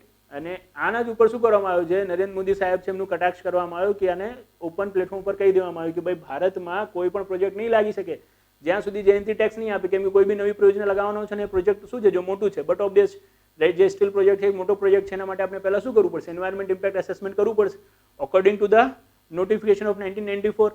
પછી 2006ના નોટિફિકેશન અકોર્ડિંગલી બી, કેમ કે 2006માં શું આવી ગયું હતું, નવું નોટિફિકેશન આવી ગયું હતું, ચર્ચા કરીશું આપણે 2006ના નોટિફિકેશનને રાઈટ. તો એન્વાયરમેન્ટ ઇમ્પેક્ટ એસેસમેન્ટ પ્રક્રિયા કરવી જ પડશે અને પાસ કરવાનો અધિકાર કોને, કેન્દ્ર સરકાર પાસે. અને અહીંયા શું હોય, જો દેશની કંપની હોય તો પછી રાજ્ય સરકારો બી પાસ કરી શકે, પણ કોઈ બી ફોરેન પ્રોજેક્ટ હોય ને તો પછી કેન્દ્ર સરકાર જ પાસ કરે. હમણાં બતાવીશું 2006માં આ લોકોએ શું ચેન્જીસ કર્યું છે, રાજ્યને થોડું પાવર આપ્યું 2006 પછી, બટ દેટ ઇઝ હે ને ના પાવર જેવું જ હતું એમ હતું. ઓકે ચલો આગળ વાત કરીએ. તો આ રીતે મેં તમને કીધું કે નરેન્દ્ર મોદી સાહેબે કીધું કે ભાઈ જયંતિ ટેક્સ નહીં આપો ત્યાં સુધી શું નહીં થાય, કશું પાસ જ નહીં થાય. આના માટે જ કીધું. પછી કોંગ્રેસમાં બી શું થયું, હવાલ મચી ગયો, પહેલો દાઢીવાળો તો આવો કહી રહ્યો છે, પહેલો દાઢીવાળો એટલે મોદી સાહેબ તો આવું કહી રહ્યા છે. અને ચેક કર્યું તો એકચ્યુઅલમાં એવું હતું, ઘણું બધું પ્લાન શું કરી રાખ્યું હતું એમને, જે ફાઇલો છે ફાઇલો અટકાવી રાખી હતી. તેના કારણે જયંતિ નટરાજનજીને શું કરવું પડ્યું, હટવું પડ્યું એન્વાયરમેન્ટ મિનિસ્ટરથી. અને પછી નવા એન્વાયરમેન્ટ મિનિસ્ટર, નવા કેન્દ્રીય પર્યાવરણ મંત્રી બન્યા, દેટ ઇઝ જયરામ રમેશ. અને પછી ઇલેક્શન થયું અને ઇલેક્શનમાં તો આપ જાણો છો શું થયો, મોદી મોદી થઈ ગયું હે ને, હર હર મોદી ઘર ઘર મોદી, બરાબર ને, આ રીતે થઈ ગયું. તો દેટ ઇઝ ધ થિંગ, અહીંયાથી જ હતું રાઈટ. તો આ એન્વાયરમેન્ટ ઇમ્પેક્ટ એસેસમેન્ટમાં એ જ મેં તમને કીધું ને કે એના માટે શું કરવામાં આવે છે કે એને રિવ્યૂ કરવામાં આવે છે કે ભાઈ કોઈ શું ના થાય એમાં હાલમેલ ના થાય, but that is the thing. એ તો શું કરશે, ત્યાંના ડિપાર્ટમેન્ટના જ લોકો કરશે, મિનિસ્ટ્રીના. તો એ લોકો તો મિનિસ્ટર માટે તો કશું કહી નહીં શકતા કે આ લાંચ માંગી રહ્યો છે, અને મિનિસ્ટરના સહી કરવાથી શું થાય છે, આ પાસ થાય છે. તો એ શું થાય, રિવ્યૂ થાય, રિવ્યૂ થઈને શું આવે, પહોંચે મિનિસ્ટર પાસે, અને મિનિસ્ટર જેના ઉપર સહી કરી દે તો શું થઈ જાય, એને જ કહેવાય છે ડિસિઝન મેકિંગ. જો એમને યોગ્ય લાગે તો એ પાસ કરે, અને જો એમને યોગ્ય ના લાગે તો એ પાસ ના કરે, ડિસિઝન લઈ લેવામાં આવે. હવે ચલો પાસ થઈ ગયું, તો પાસ થઈ ગયું તો એના પછી નહીં કે ભૂલી જવાનું, હવે આ પ્રોજેક્ટ પરિયોજનામાં જે બી છે તમે કરતા રહો, હે ને. શું કરવું પડે છે એમને, 6 મહિના ઉપર કમ્પ્લાયન્સ રિપોર્ટ દાખલ કરતું રહેવું પડે છે, મોકલતા રહેવું પડે છે. કમ્પ્લાયન્સ રિપોર્ટ મતલબ જે અમે કીધું હતું એ બધા શું કરી રહ્યા છે, નોર્મ્સનું પાલન અમે કરી રહ્યા છે, ઇલેક્ટ્રોનિક પ્રેસિપિટેટ્સ અમારા વર્ક કરી રહ્યા છે, એનું મેન્ટેનન્સ કરાવી રહ્યા છે, સીવેજ ટ્રીટમેન્ટનો અમે પ્રોપર મેન્ટેનન્સ કરાવી રહ્યા છે, વર્ક કરી રહ્યા છે, હે ને. That is known as compliance report. અને આ કમ્પ્લાયન્સ રિપોર્ટથી શું થાય છે, જેને કહેવાય છે આપણું પોસ્ટ મોનિટરિંગ, કે ભાઈ એન્વાયરમેન્ટ ઇમ્પેક્ટ અસેસમેન્ટની પ્રક્રિયા પાસ થઈ ગયા પછી પણ જે પ્રોજેક્ટ છે, પ્રોજેક્ટનું પોસ્ટ મોનિટરિંગ ચાલુ જ રખાય છે, right. That is the thing. આ હતી પ્રક્રિયા કે કેવી રીતે એન્વાયરમેન્ટ ઇમ્પેક્ટ અસેસમેન્ટ કરવામાં આવે છે. હોપ સો આપને એક્ઝેક્ટ ખ્યાલ આવ્યો હશે. Screening, scoping, baseline data collection, impact assessment, mitigation measures, public hearing, reporting, reviewing, decision making અને પોસ્ટ મોનિટરિંગ. ડન. તો ડન. અને આ પ્રક્રિયા જે છે આટલી લાંબી, આ બે પ્રકારથી કરવામાં આવે છે. There are two type of EIA. There are two type of EIA મતલબ there are two type of environment impact assessment. બરાબર, વિચાર દે. તો they are, first is comprehensive environment impact assessment.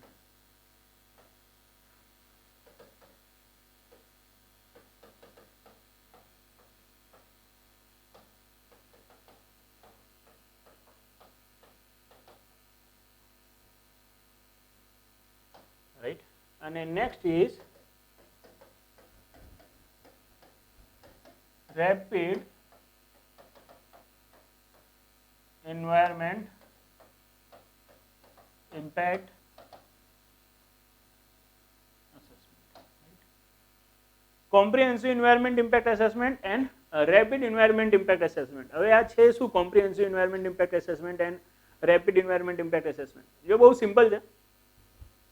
Comprehensive environment impact અસેસમેન્ટમાં એક વર્ષમાં જે શું હોય છે, 3 ઋતુઓ હોય છે, હે ને. શરદી, ગરમી અને ઠંડી નહીં, શરદી અને ઠંડી એક જ થઈ ગયું, શરદી, ગરમી અને વર્ષા ઋતુ. આ 3 ઋતુ માટે શું કરવામાં આવે છે, જે બેઝલાઇન ડેટા કલેક્શન છે કલેક્ટ કરવામાં આવે છે કે ભાઈ ગરમીમાં અહીંયા શું હોય છે, જે જલનું પ્રદૂષણ હોય છે કેટલું હોય છે, શિયાળામાં કેટલું હોય છે, વર્ષામાં કેટલું હોય છે, બધું ઓબ્વિયસ છે, ઋતુના હિસાબે શું આવે છે, ચેન્જ આવી જાય છે.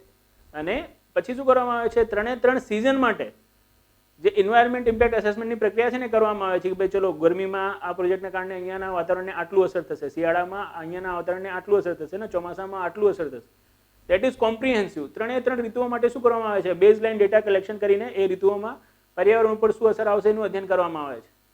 રેપિડ EIAમાં આવું નહીં કરવામાં આવતું. રેપિડ EIAમાં ખાલી શું કરવામાં આવે છે કે ભાઈ ચોમાસું છે, ચોમાસું મતલબ જે વર્ષા ઋતુ છે, વર્ષા ઋતુના બેઝલાઇન ડેટા કલેક્શન કરીને વર્ષા ઋતુમાં અહીંયાના પર્યાવરણને કેટલું અસર કરશે આ પરિયોજના, રાઈટ, એનું જ અધ્યયન કરવામાં આવે છે. That is known as rapid EIA અને that well is known comprehensive EIA. જેટલા બી મેજર્સ પ્રોજેક્ટ હતા, મેજર પ્રોજેક્ટ માટે શું હોય છે, જે કોમ્પ્રિહેન્સિવ એન્વાયરમેન્ટ ઇમ્પેક્ટ અસેસમેન્ટ હોય છે એ હોય છે મોટા મોટા પ્રોજેક્ટ જે છે ને, માઇનિંગનું પ્રોજેક્ટ હોય, રિવર વેલી પ્રોજેક્ટ હોય, રાઈટ, સ્ટીલ પ્લાન્ટ હોય, રાઈટ, એરપોર્ટ હોય, આ રીતે. અને નાના એવા પ્રોજેક્ટ માટે શું હોય છે, જે રેપિડ એન્વાયરમેન્ટ ઇમ્પેક્ટ અસેસમેન્ટ હોય છે એ હોય છે, રાઈટ. આ રીતે શું હોય છે, બે પ્રકારે એન્વાયરમેન્ટ ઇમ્પેક્ટ અસેસમેન્ટ હોય છે. ઓકે, આ રીતે એન્વાયરમેન્ટ ઇમ્પેક્ટ અસેસમેન્ટના બે પાર્ટ પાડીને સેન્ટ્રલ પોલ્યુશન કંટ્રોલ બોર્ડને એની ઓથોરિટી આપીને અને જે ડિસિઝન મેકિંગ ઓથોરિટી છે એ ઓથોરિટીને મિનિસ્ટ્રી ઓફ એન્વાયરમેન્ટ એન્ડ ફોરેસ્ટને બનાવીને 1994માં નોટિફિકેશન આવી ગયું અને ભારતમાં જે એન્વાયરમેન્ટ ઇમ્પેક્ટ અસેસમેન્ટ છે એને લેજિટિમેસી મળી ગઈ. લેજિટિમેસી મળી ગઈ મતલબ કાયદાકીય સ્વરૂપ મળી ગયું. બટ આ પ્રક્રિયા શું થઈ રહી હતી, આ પ્રક્રિયા બહુ લાંબી થઈ રહી હતી, રાઈટ. અને દરેક પ્રોજેક્ટ માટે આ લોકો શું કરી રહ્યા હતા, જે એન્વાયરમેન્ટ ઇમ્પેક્ટ અસેસમેન્ટ છે એને ઇમ્પોઝ કરી રહ્યા હતા, જે રાજ્યો છે, રાઈટ, એ રાજ્યો કહી રહ્યા હતા કે ભાઈ નાના નાના મારા જે પ્રોજેક્ટ છે એના માટે તો શું કરો, એને તમે એટલીસ્ટ જલ્દી કવર કરો કે એના માટે અમને અધિકારો આપો. તો એના માટે આ લોકોએ શું કર્યું કે એન્વાયરમેન્ટ ઇમ્પેક્ટ અસેસમેન્ટમાં રાજ્યોનો સહયોગ લેવા માટે કે રાજ્યોને થોડો અધિકાર આપવા માટે એક નોટિફિકેશન બહાર પાડ્યો. That is known as environment impact assessment notification 2006, હે ને, EIA નોટિફિકેશન 2006. અને EIA નોટિફિકેશન 2006માં એમને પરિયોજનાઓને બે ભાગોમાં વહેંચી દીધી, હે ને. દેટ ઇઝ ગ્રુપ A પરિયોજનાઓ અને next one is group B પરિયોજનાઓ. આ ગ્રુપ બી પરિયોજનાઓમાં બી બે પરિયોજનાઓ બનાવી દીધી, ગ્રુપ B1 અને ગ્રુપ B2 મીન્સ સબ ગ્રુપ B1 અને સબ ગ્રુપ B2. જેટલા બી મોટા મોટા પ્રોજેક્ટ હતા હે ને, જેમ કે રિવર વેરી પ્રોજેક્ટ છે કે પછી થર્મલ પાવર પ્લાન્ટ છે કે સ્ટીલ પાવર પ્લાન્ટ છે કે ન્યુક્લિયર પાવર પ્લાન્ટ છે, એવા બધા પ્રોજેક્ટને ગ્રુપ એમાં રાખવામાં આવે છે. અને આના માટે શું હોય છે, જે એન્વાયરમેન્ટ ઇમ્પેક્ટ એસેસમેન્ટની પ્રક્રિયા હોય છે એ કમ્પલસરી હોય છે, રાઈટ. અને કોણ કરે છે તો CPCB કરે છે, સેન્ટ્રલ પોલ્યુશન કંટ્રોલ બોર્ડ. અને ડિસિઝન કોણ લેશે તો ડિસિઝન લેશે કેન્દ્ર સરકાર. પણ ગ્રુપ બી માં રાજ્ય સરકારનો રોલ વધારી દેવામાં આવ્યો અને કહેવામાં આવ્યું કે ભાઈ ગ્રુપ બી ની જે પરિયોજનાઓ છે એના માટે જે એન્વાયરમેન્ટ ઇમ્પેક્ટ એસેસમેન્ટની પ્રક્રિયા છે એના માટે એન્વાયરમેન્ટ ઇમ્પેક્ટ એસેસમેન્ટની પ્રક્રિયા કરશે સ્ટેટ પોલ્યુશન કંટ્રોલ બોર્ડ. અને સ્ટેટ પોલ્યુશન કંટ્રોલ બોર્ડ જો આની પ્રક્રિયા કરી રહ્યું છે તો આના ઉપર નિર્ણય લેવાનો અધિકાર કોનો છે, તો આના ઉપર નિર્ણય લેવાનો અધિકાર રાજ્ય સરકારોને છે. અને આ રાજ્ય સરકારોમાં જે સ્ટેટ પોલ્યુશન કંટ્રોલ બોર્ડ જે એન્વાયરમેન્ટ ઇમ્પેક્ટ એસેસમેન્ટની પ્રક્રિયા કરી રહ્યો છે એ બી માત્ર ને માત્ર B1 કેટેગરીના શું છે જે પ્રોજેક્ટ છે એ જ પ્રોજેક્ટ માટે શું છે કરવું જરૂરી છે. B2 કેટેગરીના જે પ્રોજેક્ટ છે એ પ્રોજેક્ટ માટે ખાલી શું કરવામાં આવશે, સ્ક્રીનિંગની પ્રક્રિયા કરવામાં આવશે. સ્ક્રીનિંગની પ્રક્રિયા કરવામાં આવશે, એન્વાયરમેન્ટ ઇમ્પેક્ટ એસેસમેન્ટ આખું કરવામાં આવશે નહીં. ને ત્યાંના ક્ષેત્રનું અધ્યયન કરીને જો યોગ્ય લાગે છે રાજ્ય સરકારને તો રાજ્ય સરકાર શું કરી શકે છે, પરવાનગી આપી શકે છે જો B2 કેટેગરીમાં મૂકવામાં આવ્યો છે તો. આ રીતે રાજ્ય સરકારોનો બી શું થાય છે, જે રોલ છે એ થોડો એન્વાયરમેન્ટ ઇમ્પેક્ટ એસેસમેન્ટમાં વધી જાય છે નોટિફિકેશન જે 2006 નો છે એના હિસાબે, બરાબર. બટ જે મેજર ઓફ ધ ચંક્સ છે ને કે મેજર જે પ્રોજેક્ટ છે બધા તો શું હોય છે ગ્રુપ એમાં જ હોય છે. તો હજી બી કહેવાય ને કે ભાઈ એન્વાયરમેન્ટ ઇમ્પેક્ટ એસેસમેન્ટમાં જે સેન્ટ્રલાઇઝેશન છે હે ને, સેન્ટ્રલાઇઝેશન છે પાવરનો, કેન્દ્ર સરકાર પાસે જ વધારે તાકાત છે. બધા મોટા મોટા પ્રોજેક્ટ એ જ પાસ કરતી હોય છે. રાજ્ય સરકારો જે ગ્રુપ બી ના પ્રોજેક્ટ હોય છે એ જ પાસ કરતી હોય છે, જે શું હોય છે નાના પ્રોજેક્ટ હોય છે. અને ગ્રુપ બી ના પ્રોજેક્ટમાં B1 પ્રોજેક્ટ માટે જ ખાલી શું હોય છે એન્વાયરમેન્ટ ઇમ્પેક્ટ એસેસમેન્ટ હોય છે. ગ્રુપ B2 માટે ખાલી સ્ક્રીનિંગ પ્રક્રિયા હોય છે, એન્વાયરમેન્ટ ઇમ્પેક્ટ એસેસમેન્ટ હોતું નથી, બરાબર. તો હવે કેન્દ્ર સરકારનો રોલ, રાજ્ય સરકારનો રોલ હે ને, સેન્ટ્રલ પોલ્યુશન કંટ્રોલ બોર્ડનો રોલ અને સ્ટેટ પોલ્યુશન કંટ્રોલ બોર્ડનો રોલ આપણે શું આવી ગયો છે, ખ્યાલ આવી ગયો છે. હવે આગળ ચાલીએ કે આ જે પ્રક્રિયા હતી આ પ્રક્રિયામાં હવે શું ચેન્જીસ થયો છે. હવે કરંટથી જોડીએ કે આ તો હતો EIA notification 2006. What changes does EIA notification 2020 makes to this notification or this procedure?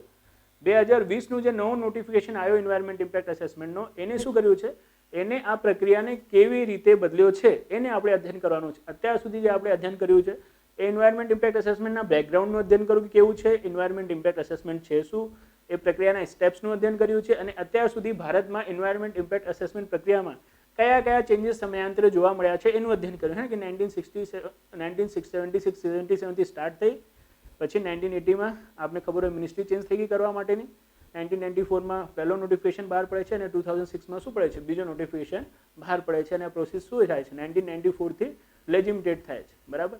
હવે વાત કરવાની છે આપણે કે ભાઈ આ પ્રક્રિયા જે છે રાઈટ એન્વાયરમેન્ટ ઇમ્પેક્ટ એસેસમેન્ટની, આમાં નોટિફિકેશન 2020 શું ચેન્જ કર્યો છે હે ને. બહુ વધારે ચાન્સીસ છે કે એન્વાયરમેન્ટ ઇમ્પેક્ટ એસેસમેન્ટનો ક્વેશ્ચન આવે ને તો આ કરંટ પ્રોસ્પેક્ટથી આવે કે ભારત સરકાર દ્વારા એન્વાયરમેન્ટ ઇમ્પેક્ટ એસેસમેન્ટની નવી અધિસૂચના 2020માં કયા બદલાવ કે કયા ફેરફાર કરવામાં આવ્યા છે ચર્ચા કરો. કેન્દ્ર સરકાર દ્વારા અધિસૂચિત નવી EIA 2020 EIA નોટિફિકેશન 2020 શું આ પર્યાવરણ હિતો જોડે કે પર્યાવરણીય હિતો જોડે અધરવાઇઝ EIA ના જે ઉદ્દેશો છે એના જોડે સમજૂતી કરી રહી છે, એના જોડે કોમ્પ્રોમાઇઝ કરી રહ્યો છે કે નવા EIA નોટિફિકેશન 2020માં પર્યાવરણીય હિતોનો ખ્યાલ નથી રાખવામાં આવ્યો, ચર્ચા કરો. આ રીતે આપણે એક એનાલિટિકલ ક્વેશ્ચન બી પૂછી શકે છે, ડાયરેક્ટ પૂછી શકે છે કે કયા ચેન્જીસ કરવામાં આવ્યા અને આ ચેન્જીસ ઉપર આપને શું લાગે છે કે જે પર્યાવરણનો હિતો છે રાઈટ એનો ખ્યાલ રાખવામાં આવ્યો છે કે નથી રાખવામાં આવ્યો, એને શું કરો ડિસ્કશન કરો. આ રીતે બી આપણે શું કરી શકે છે, પૂછી શકે છે. કેવી રીતે પૂછે આવું આપણે શું કરી લઈએ, આમાં જીવનમાં ચર્ચા કરી લઈએ કે કેવું છે. તો જો મસ્ત છે આ બધું બેકગ્રાઉન્ડ જે છે બધું મેં તમને કહી જ દીધું છે, બરાબર ને, કેવી રીતે થાય છે ઇમ્પેક્ટ એસેસમેન્ટ, સ્કોપિંગ સ્પેકિંગ આ બધું કહી જ દીધું છે. તો અહીંયાથી શું નીકળીશું આપણે, અહીંયાથી જીવનમાં બહાર નીકળીશું અને પહોંચીશું ક્યાં, પહોંચીશું અહીંયાથી બહાર નીકળી જઈશું. કેમ કે આ બી આપણે તમને બતાવી દીધું છે, જે દેખાય છે ને 2006 થી કેટેગરી A હે ને અને કેટેગરી B અને B2 ને શું કરી દેવામાં આવ્યું, એક્સટેમ્પટેડ કરી દેવામાં આવ્યું, B1 ને રાખો, એ બધું કહી દીધું છે. ઇસ્યુઝ શું છે, તો ઇસ્યુઝ અહીંયા છે. જો પબ્લિક હિયરિંગ હે ને, એક સ્ટેપની વાત કરીએ આપણે કે પબ્લિક હિયરિંગ થાય છે. પબ્લિક હિયરિંગ થાય છે તો એને સમય આપવું પડે આપણે લોકોને સમજવા માટે પ્રોજેક્ટને. પોતાના જે શું છે જે સુઝાવો છે એને આપવા માટે, પોતાની જે શું છે વાંધાઓ છે એટલે પોતાના જે કન્સર્ન્સ છે, કન્સર્નને ગુજરાતી વાંધો જો છે ને, હા, પોતાના કન્સર્ન્સને રજૂ કરવા માટે, રાઈટ. તો એ સમય મર્યાદાને ઘટાડી દેવામાં આવ્યો છે. કહેવામાં આવ્યું છે કે ભાઈ જે પબ્લિક હિયરિંગ પ્રોસિજર છે ને એને 40 દિવસમાં પૂર્ણ કરી દેવાની, અને એ 40 દિવસમાં જે પબ્લિકને પોતાનું કન્સર્ન્સ છે ને, એ પહેલા 30 દિવસ હતું કે ભાઈ 30 દિવસમાં શું કરવાનું હોય છે, એમને સબમિટ કરવાનું હોય છે, પણ એ 30 દિવસથી ઘટાડીને શું કરી દેવામાં આવ્યો છે, 20 દિવસ કરી દેવામાં આવ્યો છે. કેટલા દિવસ? 20 દિવસ. તો આપ જો આમાં તો ઇંગ્લિશમાં ઘણો બધો લખ્યો છે, એટલો બધો આપણે લખવાની જરૂર નથી, કેમ કે શું છે આપણી વર્લ્ડ લિમિટ બી હોય છે. તો આપણે કી પોઈન્ટ આપણે બતાવીએ, કી પોઈન્ટને આપ પકડો. પહેલું આપ લખશો કે ભાઈ જાહેર જનતા સુનાવણી માટેની જે સમય મર્યાદા છે, સમય મર્યાદા ઘટાડીને 30 દિવસથી 20 દિવસ કરી દેવામાં આવી છે.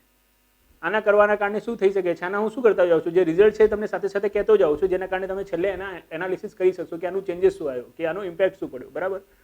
હવે જો આ રીતે તમે જો શું કરશો, જે પબ્લિક હિયરિંગનો ટાઈમ ઘટાડશો, તો જેટલા બી શું હોય છે એવા લોકો હોય છે જે ફોરેસ્ટ ડેવલર્સ હોય છે. ફોરેસ્ટ ડેવલર્સ એટલે જે લોકો વન પેદાશો ઉપર જ જીવતા હોય છે, એમને તો કશું ખ્યાલ હોતું નથી કે આ બધું શું છે, એમને કોઈ ઇન્ફોર્મેશન બી નહીં હોતી. હવે જે લોકો પાસે ઇન્ફોર્મેશન છે, સમજો કોઈ સિવિલ સોસાયટી છે, એનજીઓસ છે, એ લોકો આવા લોકોને શું કરશે, એંગેજ કરશે, આ બધું બતાવશે, એમને કહેશે કે ભાઈ આ રીતે શું કરો, તમે તમારું કન્સર્ન રેઝ કરો. ત્યાં સુધી તો આ ટાઈમ લિમિટ નીકળી જશે. સરકાર દ્વારા શું નહીં કરવામાં આવ્યું, આ વસ્તુ પર વિચાર નહીં કરવામાં આવ્યો, અને સાથે સાથે સરકાર દ્વારા એ બી નહીં કહેવામાં આવ્યું કે ભાઈ જો 20 દિવસ આપણે શું કરી રહ્યા છે, આની ટાઈમ લિમિટ ઘટાડી રહ્યા છે, જેનાથી એન્વાયરમેન્ટ ઇમ્પેક્ટ અસેસમેન્ટ પ્રક્રિયા જલ્દી થઈ જાય. તો આપણે શું કરીશું, જે ઇન્ફોર્મેશન છે, ઇન્ફોર્મેશન ઓપન પ્લેટફોર્મ ઉપર મૂકી દઈશું, અને સાથે સાથે જે જન સમુદાય છે, જન સમુદાયને અમે સામેથી અવેલેબલ કરાવીશું, જેનાથી એ લોકો શું કરી શકે, જલ્દીથી પોતાના જે કન્સર્ન્સ છે એ રજૂ કરી શકે. એ લોકોને પ્રોસેસ ઇન્ફોર્મેશન એક્સેસ થાય. એ ઇન્ફોર્મેશન એક્સેસ માટેની શું નહીં કરવામાં આવી, કોઈ વ્યવસ્થા નથી કરવામાં આવી, અને ખાલી શું કરવા મીન્સ સીધું શું કરવામાં આવ્યું છે, ટાઈમ લિમિટ ઘટાડી દેવામાં આવ્યો છે. એક તો આ કર્યો છે. બીજું બહુ મસ્ત કર્યો છે. શું મસ્ત કર્યો છે કે wide discretionary power to government. Government પાસે મતલબ સરકાર પાસે વિવેકાધિકાર શક્તિઓ બહુ વધારે છે, વિવેકાધીન શક્તિઓ બહુ વધારે છે. નિર્ણય લેવાની શક્તિઓ એન્વાયરમેન્ટ ઇમ્પેક્ટ અસેસમેન્ટની બહુ વધારે દીધી છે એમને. લાઇકવાઇઝ ઇન કે એમને એક વિવેકાધિકાર શક્તિમાં રાખ્યું કે ભાઈ અમુકને છે ને આ લોકો ઇકોનોમિકલી સેન્સિટિવ એરિયા કોઈ ક્ષેત્રને શું કરી શકે છે, ઘોષિત કરી શકે છે. અને જે ક્ષેત્રને ઇકોનોમિક સેન્સિટિવ એરિયા તરીકે ઘોષિત કરશે, ત્યાં કોઈ બી પ્રોજેક્ટ આવે, એ પ્રોજેક્ટ ઉપર શું નહીં થાય, EAI નહીં થાય, એના મતલબ એન્વાયરમેન્ટ ઇમ્પેક્ટ અસેસમેન્ટ એ પ્રોજેક્ટો નહીં આવે જે પ્રોજેક્ટ ઇકોનોમિક સેન્સિટિવ એરિયા તરીકે ગણવામાં આવશે. અને ઇકોનોમિકલી સેન્સિટિવ એરિયા તરીકે જો એ પ્રોજેક્ટ છે, તો બેઝિકલી ભલેના એ ક્ષેત્ર કોઈ ક્ષેત્ર છે, તો એ ક્ષેત્રની અંદર ભલેના શું આવતું હોય, અભયારણ્ય આવતું હોય કે પછી નેશનલ પાર્ક આવતું હોય. બેઝિકલી અભયારણ્ય છે, નેશનલ પાર્ક છે, આપણે ખબર છે ને, આ બધાને આપણે શું કહીએ છીએ, પ્રોટેક્ટેડ એરિયાઝ કહીએ છીએ. હવે આ પ્રોટેક્ટેડ એરિયાઝમાં આપણે ખબર હોય કે શું નહીં થઈ શકતું, એના 5 કિલોમીટર સુધીના જે વિસ્તાર છે એના એને સેન્સિટિવ ઝોન કહેવાય છે. 5 કિલોમીટર સુધીના વિસ્તારમાં શું નહીં થઈ શકતું, કોઈ બી રેડ ઝોન ઇન્ડસ્ટ્રી છે, ઓરેન્જ ઝોન ઇન્ડસ્ટ્રી છે, હે ને, મતલબ એ ઇન્ડસ્ટ્રીના કાર્ય ઉપર હોય છે. જેમ કે કેમિકલ ઇન્ડસ્ટ્રી હોય તો એને રેડ ઝોનમાં મૂકવામાં આવે છે, આ રીતે, રાઈટ. તો red zone industry, orange zone industry એ બધી નહીં લાગી શકતી. બટ જો ઇકોનોમિકલી સેન્સિટિવ એરિયા તરીકે કોઈ ક્ષેત્રને જાહેર કરી દીધો, તો પછી ભલે ક્ષેત્રની અંદર શું આવી રહ્યું છે, અભયારણ્ય આવી રહ્યું છે, નેશનલ પાર્ક આવી રહ્યું છે, red zone industry, orange zone industry એ બી શું કરી શકે છે, લાગી શકે છે. તો એક તો આ economical sensitive area, economically sensitive area કયો એરિયા રહેશે, કયો નહીં રહેશે, ક્ષેત્ર જાહેર કરવાનો વિવેકાધિકાર કોની પાસે છે, કેન્દ્ર સરકાર પાસે છે. ગવર્મેન્ટ ગમે તેને શું કરી શકે છે, ઇકોનોમિકલી સેન્સિટિવ એરિયા જાહેર કરી શકે છે. બીજું એમને એક બીજું બતાવ્યો છે પોતાના વિવેકાધિકારમાં કે that is strategic industry, right. હવે જો આ સ્ટ્રેટેજિક ઇન્ડસ્ટ્રી મતલબ રણનીતિક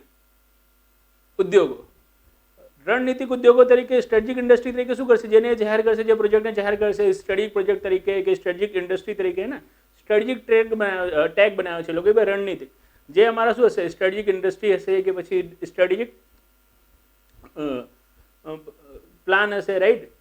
એના માટે બી શું નહીં થાય, એના માટે બી EIA નહીં થાય. તો એક તો આ ઇકોનોમિકલી સેન્સિટિવ એરિયા વાળો કોન્સેપ્ટ, અને બીજો આ સ્ટ્રેટેજિક વાળો કોન્સેપ્ટ. આ બંને કોન્સેપ્ટ છે ને, આ બંને કોન્સેપ્ટ હેઠળ કહેવાય રહ્યું છે કે ભાઈ કેન્દ્ર સરકાર છે કોઈ બી પ્રોજેક્ટને EIA વગર જ ચાલુ કરી શકે છે. જો એને શું કરવું હોય, કોઈ પ્રોજેક્ટ માટે EIA ના કરાવવું હોય તો કહી દે કે ભાઈ શું છે, સ્ટ્રેટેજિક પ્રોજેક્ટ છે ને, એના માટે શું નહીં થાય, EIA નહીં થાય. અને બટ ઓબ્વિયસ કોઈ ક્ષેત્રમાં જો એને EIA થી રોકવું છે તો એ ક્ષેત્રને શું કરી દેશે, ઇકોનોમિકલી સેન્સિટિવ એરિયા જાહેર કરી દેશે. કે ભાઈ કયા ક્ષેત્રને ઇકોનોમિકલી સેન્સિટિવ એરિયા કહેવામાં આવશે, કયા ઉદ્યોગોને, રાઈટ, કયા પ્રોજેક્ટ્સને રણનીતિક પ્રોજેક્ટ કે રણનીતિક ઉદ્યોગો કહેવામાં આવશે. એવું કોઈ ભી ક્રાઇટેરિયા EIA નોટિફિકેશન 2020-20 જાહેર કરવામાં આવ્યું છે નહીં, right. That is the thing કે અહીંયા સરકારે શું રાખી છે, પોતાની નિર્ણયની જે શક્તિઓ છે એના પોતાની જે વિવેકાધીન શક્તિઓ છે એ બહુ વધારે રાખી છે, જે ક્યાંક ને ક્યાંક શું કરી રહ્યો છે, જે કેન્દ્ર સરકારનો એકાધિકાર છે ને એકાધિકારને વધારી રહ્યો છે ને એમાં પબ્લિક હિયરિંગ વિયરિંગ કશું થશે જ નહીં, જનતાનો મંતવ્ય કશું જાણવામાં જ નહીં આવે, રાઈટ. તો that is the thing, A problem છે એક. બીજું છે કે provision four post facto project clearance. હવે આ જ રાઈટ, પ્રોજેક્ટ શરૂ થઈ ગયા પછી પણ એન્વાયરમેન્ટ ઇમ્પેક્ટ અસેસમેન્ટની પ્રક્રિયાને પાસ કરો. અત્યારે શું છે કે આપ એન્વાયરમેન્ટ ઇમ્પેક્ટ અસેસમેન્ટ છે ને ક્યારે કરવાનું હોય છે? પ્રોજેક્ટ ચાલુ કરતાં પહેલાં કરવાનું હોય છે. જો તમે શું કરી દીધું, એના એન્વાયરમેન્ટ ઇમ્પેક્ટ અસેસમેન્ટ પહેલાં જ પ્રોજેક્ટ લગાવી દીધું તો શું થઈ શકે છે? સરકારે પ્રોજેક્ટને બંધ કરાવી શકે છે, બહુ હેવી ફાઇન એન્ડ પેનલ્ટીઝ લગાવે છે. પણ સરકારે કીધું કે હવે ચલો કોઈ એવો પ્રોજેક્ટ છે હે ને જેમાં શું થઈ ગયું છે, એક્સકેવેશન મતલબ ખુદાઈ કાર્ય શરૂ થઈ ગયું છે કે કન્સ્ટ્રક્શન શરૂ થઈ ગયું છે કે પ્રોજેક્ટ લાગી ચૂક્યો છે, પણ શું નહીં થયું, જે એન્વાયરમેન્ટલ ક્લિયરન્સ છે નથી મેળવવામાં આવ્યો. તો એવા પ્રોજેક્ટ ઉપર બી શું છે, ફાઇન્સ એન્ડ પેનલ્ટીઝ લગાવીને અમે શું કરી શકીએ છીએ? એન્વાયરમેન્ટ ઇમ્પેક્ટ અસેસમેન્ટની પ્રક્રિયા છે રાઈટ, એનો પાસ કરી શકે છે, મતલબ એન્વાયરમેન્ટ ક્લિયરન્સ આપી શકે છે. એને કહેવાય છે પોસ્ટ ફેક્ટો પ્રોજેક્ટ ક્લિયરન્સ. છે ને, પ્રોજેક્ટ ચાલુ થઈ ગયા પછી એન્વાયરમેન્ટ ક્લિયરન્સ મેળવવું, એ પ્રક્રિયા એલાઉ કરી દીધી છે. હવે એ પ્રક્રિયા જો એલાઉ કરી દીધી તો જે આખો ને આખો એન્વાયરમેન્ટનો પ્રિન્સિપલ છે એના એક પ્રિકોશનરી પ્રિન્સિપલ હોય છે. પ્રિકોશનરી પ્રિન્સિપલ મતલબ કે ભાઈ જ્યારે બી આપ કોઈ કાર્ય કરો છો રાઈટ, તો આપ સાવધાની રાખો કે શું ના થાય, એનાથી વાતાવરણને કે જેને આપણે શું કહીએ છીએ એન્વાયરમેન્ટ કહીએ છીએ પર્યાવરણને કોઈ નુકસાન ના થાય. બટ આ પ્રિકોશનરી પ્રિન્સિપલ શું થઈ જશે, આ વાયોલેટ થઈ જશે જો આ પોસ્ટ ફેક્ટો ક્લિયરન્સ લાગતો. કેમ પોસ્ટ ફેક્ટો ક્લિયરન્સ છે તો પછી લોકો શું કરશે, ઉદ્યોગપતિઓ લગાવી લેશે જેવી રીતે લગાવવાનું છે, પછી થોડું ફાઇન એન્ડ પેનલ્ટી બનીને શું મળી જશે, એમને એન્વાયરમેન્ટ ક્લિયરન્સ તો મળી જ જશે. તો આખો ને આખો જે પ્રિકોશનરી પ્રિન્સિપલ છે હે ને, કે ભાઈ કોઈ બી કાર્ય શરૂ કરતા પહેલા આ સાવચેતી રાખો કે પર્યાવરણને નુકસાની ના થાય. ક્યાંક ને ક્યાંક એના જોડે શું થઈ રહી છે, સમજૂતી થઈ રહી છે, જે બી યોગ્ય ગણવામાં આવશે નહીં. બરાબર. તો that is about post facto project clearance. Next છે extended period of clearance. Extended period of clearance મતલબ હે ને, જેમ કે આ એક પ્રકારનું શું હોય છે, આ જે એન્વાયરમેન્ટ ક્લિયરન્સ છે એક પ્રકારના લાયસન્સ જેવું હોય છે કે ચલો ભાઈ એન્વાયરમેન્ટ ઇમ્પેક્ટ એસેસમેન્ટ થઈ ગયો, એ પ્રોજેક્ટ પાસ થઈ ગયો, તો આપને એન્વાયરમેન્ટ ક્લિયરન્સ કેટલા વર્ષ માટે મળ્યો હે ને, એટલા વર્ષ પૂરા થઈ જાય ને તો પછી શું કરવું પડે છે, ફરીથી આપને આખો એન્વાયરમેન્ટ ઇમ્પેક્ટ એસેસમેન્ટ પ્રોસિજર કરીને ફરીથી એન્વાયરમેન્ટ ક્લિયરન્સ લેવું પડે છે. પણ એ જે સમયગાળો છે ને, સમયગાળો હવે લોકોએ શું કર્યું છે, વધારી દીધું છે. જેમ કે જે માઇનિંગ પ્રોજેક્ટ છે, માઇનિંગ પ્રોજેક્ટ માટે 30 યર્સ માટેનો શું હતું, એન્વાયરમેન્ટ ક્લિયરન્સ આપવામાં આવતો હતો. એન્વાયરમેન્ટ ઇમ્પેક્ટ અસેસમેન્ટ આપ કરી લો તો 30 યર્સ પછી શું થાય, ફરીથી અસેસમેન્ટ થાય કે ભાઈ હવે આ માઇનિંગ પ્રોજેક્ટ અહીંયા ચાલવું જોઈએ કે ના ચાલવું જોઈએ. 30 યર્સની જગ્યાએ વધારીને કેટલું કરી દીધું છે, 50 યર્સ કરી દીધું છે. એની સાથે સાથે માઇનિંગની સાથે સાથે જે રિવર વેરી પ્રોજેક્ટ છે એના માટે 10 વર્ષ માટે લોકો એન્વાયરમેન્ટ ક્લિયરન્સ આપતા હતા, એને વધારીને કેટલું કરી દીધું છે, 15 કરી દીધું છે, 15 વર્ષ કરી દીધું છે રાઈટ. તો આને શું કર્યું છે, આને પર્યાવરણ ઉપર જે નુકસાનનો શું ના થઈ શકે, ફરીથી કહેવાય ને કે આમ ફરીથી પર્યાવરણ પોતાની નુકસાન સ્થિતિથી પાછો આવીને જેવું હતું એવું ના આવી શકે ને, એવું થઈ શકે છે. જેમ કે છે ને risk of irreversible environmental social and health consequence on account of the project remaining unnoticed for long. જો આનો મતલબ સમજો બહુ સિમ્પલ છે, ઇંગ્લિશમાં બોલ્યું છે તો ઇંગ્લિશમાં જે લોકો સમજતા હશે તો સમજી ગયા હશે. તો કોઈ બી પ્રોજેક્ટ ચાલુ થયું, હવે 10 વર્ષ પછી તમે શું કરતા હતા, એનું રિવ્યૂ કરતા તો, જો રિવર વેલી પ્રોજેક્ટ હવે 10 વર્ષ પછી જો રિવ્યૂ કરું તો એનાથી કોઈ શું આવી રહ્યું, આડઅસર આવી રહી હોય તો પછી આપને ખબર પડી જાય, આપ એને રોકી લો અને રોકીને શું કરો, એ પ્રોજેક્ટને સ્ટોપ કરો. અદરવાઇઝ જે અસર છે ને એ અસર ઓછામાં ઓછી થઈ એવો કોઈ પ્રયાસ કરો, રિવર્સિબલ કરી શકો એનું મતલબ જેવું પર્યાવરણ હતું એવું ફરીથી શું થાય એ સ્થિતિમાં પહોંચી જાય એવા કોઈ પ્રયાસ કરશો. લોકોને શું થઈ રહ્યું છે, હેલ્થને નુકસાન થઈ રહ્યું છે તો હેલ્થના નુકસાનને શું કરશો, ઓછું કરવાનો પ્રયાસ કરશો. કોઈ સામાજિક પ્રવાહનો જોરદાર આવી રહ્યો હોય તો પછી શું થશે, એને ઓછું કરવાનો પ્રયાસ કરશો. પણ હવે તમે શું કરો છો, એ રિવ્યૂ માટેનો સમયગાળો વધારી દો છો. લાંબા સમય સુધી શું થઈ રહ્યું છે, પ્રોજેક્ટ ચાલી રહ્યો છે અનનોટિસ, એન્વાયરમેન્ટ ક્લિયરન્સ માટે શું નથી, ફરીથી એન્વાયરમેન્ટ ઇમ્પેક્ટ અસેસમેન્ટ કરવાની જરૂર નથી. તો એક લાંબા સમય પછી જો આ રિવ્યૂ કરવા બેસો જ તો પછી તો એટલું બધું નુકસાન થઈ ચૂક્યું હશે અને લાગ્યું છે આર્સેનિકની માત્રા જો વધી રહી હશે તો એટલી બધી વધી ગઈ હશે કે હવે તમે શું નહીં લાવી શકતા, ફરીથી એના પુનઃ સ્થિતિમાં નહીં લાવી શકતા જેવું સ્ટાર્ટિંગમાં હતું. તો એ રિવર્સિબલ શું આવી શકે છે, ચેન્જીસ આવી શકે છે એન્વાયરમેન્ટમાં, હેલ્થમાં એ રિવર્સિબલ ચેન્જીસ આવી શકે છે, સમાજને, આપણા હેલ્થને, પર્યાવરણને બહુ મોટું નુકસાન થઈ શકે છે જો શું કરવામાં આવશે, સમયગાળો વધારવામાં આવશે. તો એ બી ક્યાંક ને ક્યાંક શું થઈ રહ્યો છે, જે પર્યાવરણના હિતો છે, પર્યાવરણના હિતો જોડે સમજૂતી કરી રહ્યો છે. બરાબર. એના પછી એક્સેપ્શન નહીં, એક્ઝમ્પશન એટલે ઘણા બધા પ્રોજેક્ટને શું કરવામાં આવે છે, એન્વાયરમેન્ટ અસેસમેન્ટમાંથી છૂટ આપી દેવામાં આવે છે કે ભાઈ આ પ્રોજેક્ટ માટે એન્વાયરમેન્ટ ઇમ્પેક્ટ અસેસમેન્ટ નહીં થાય હે ને.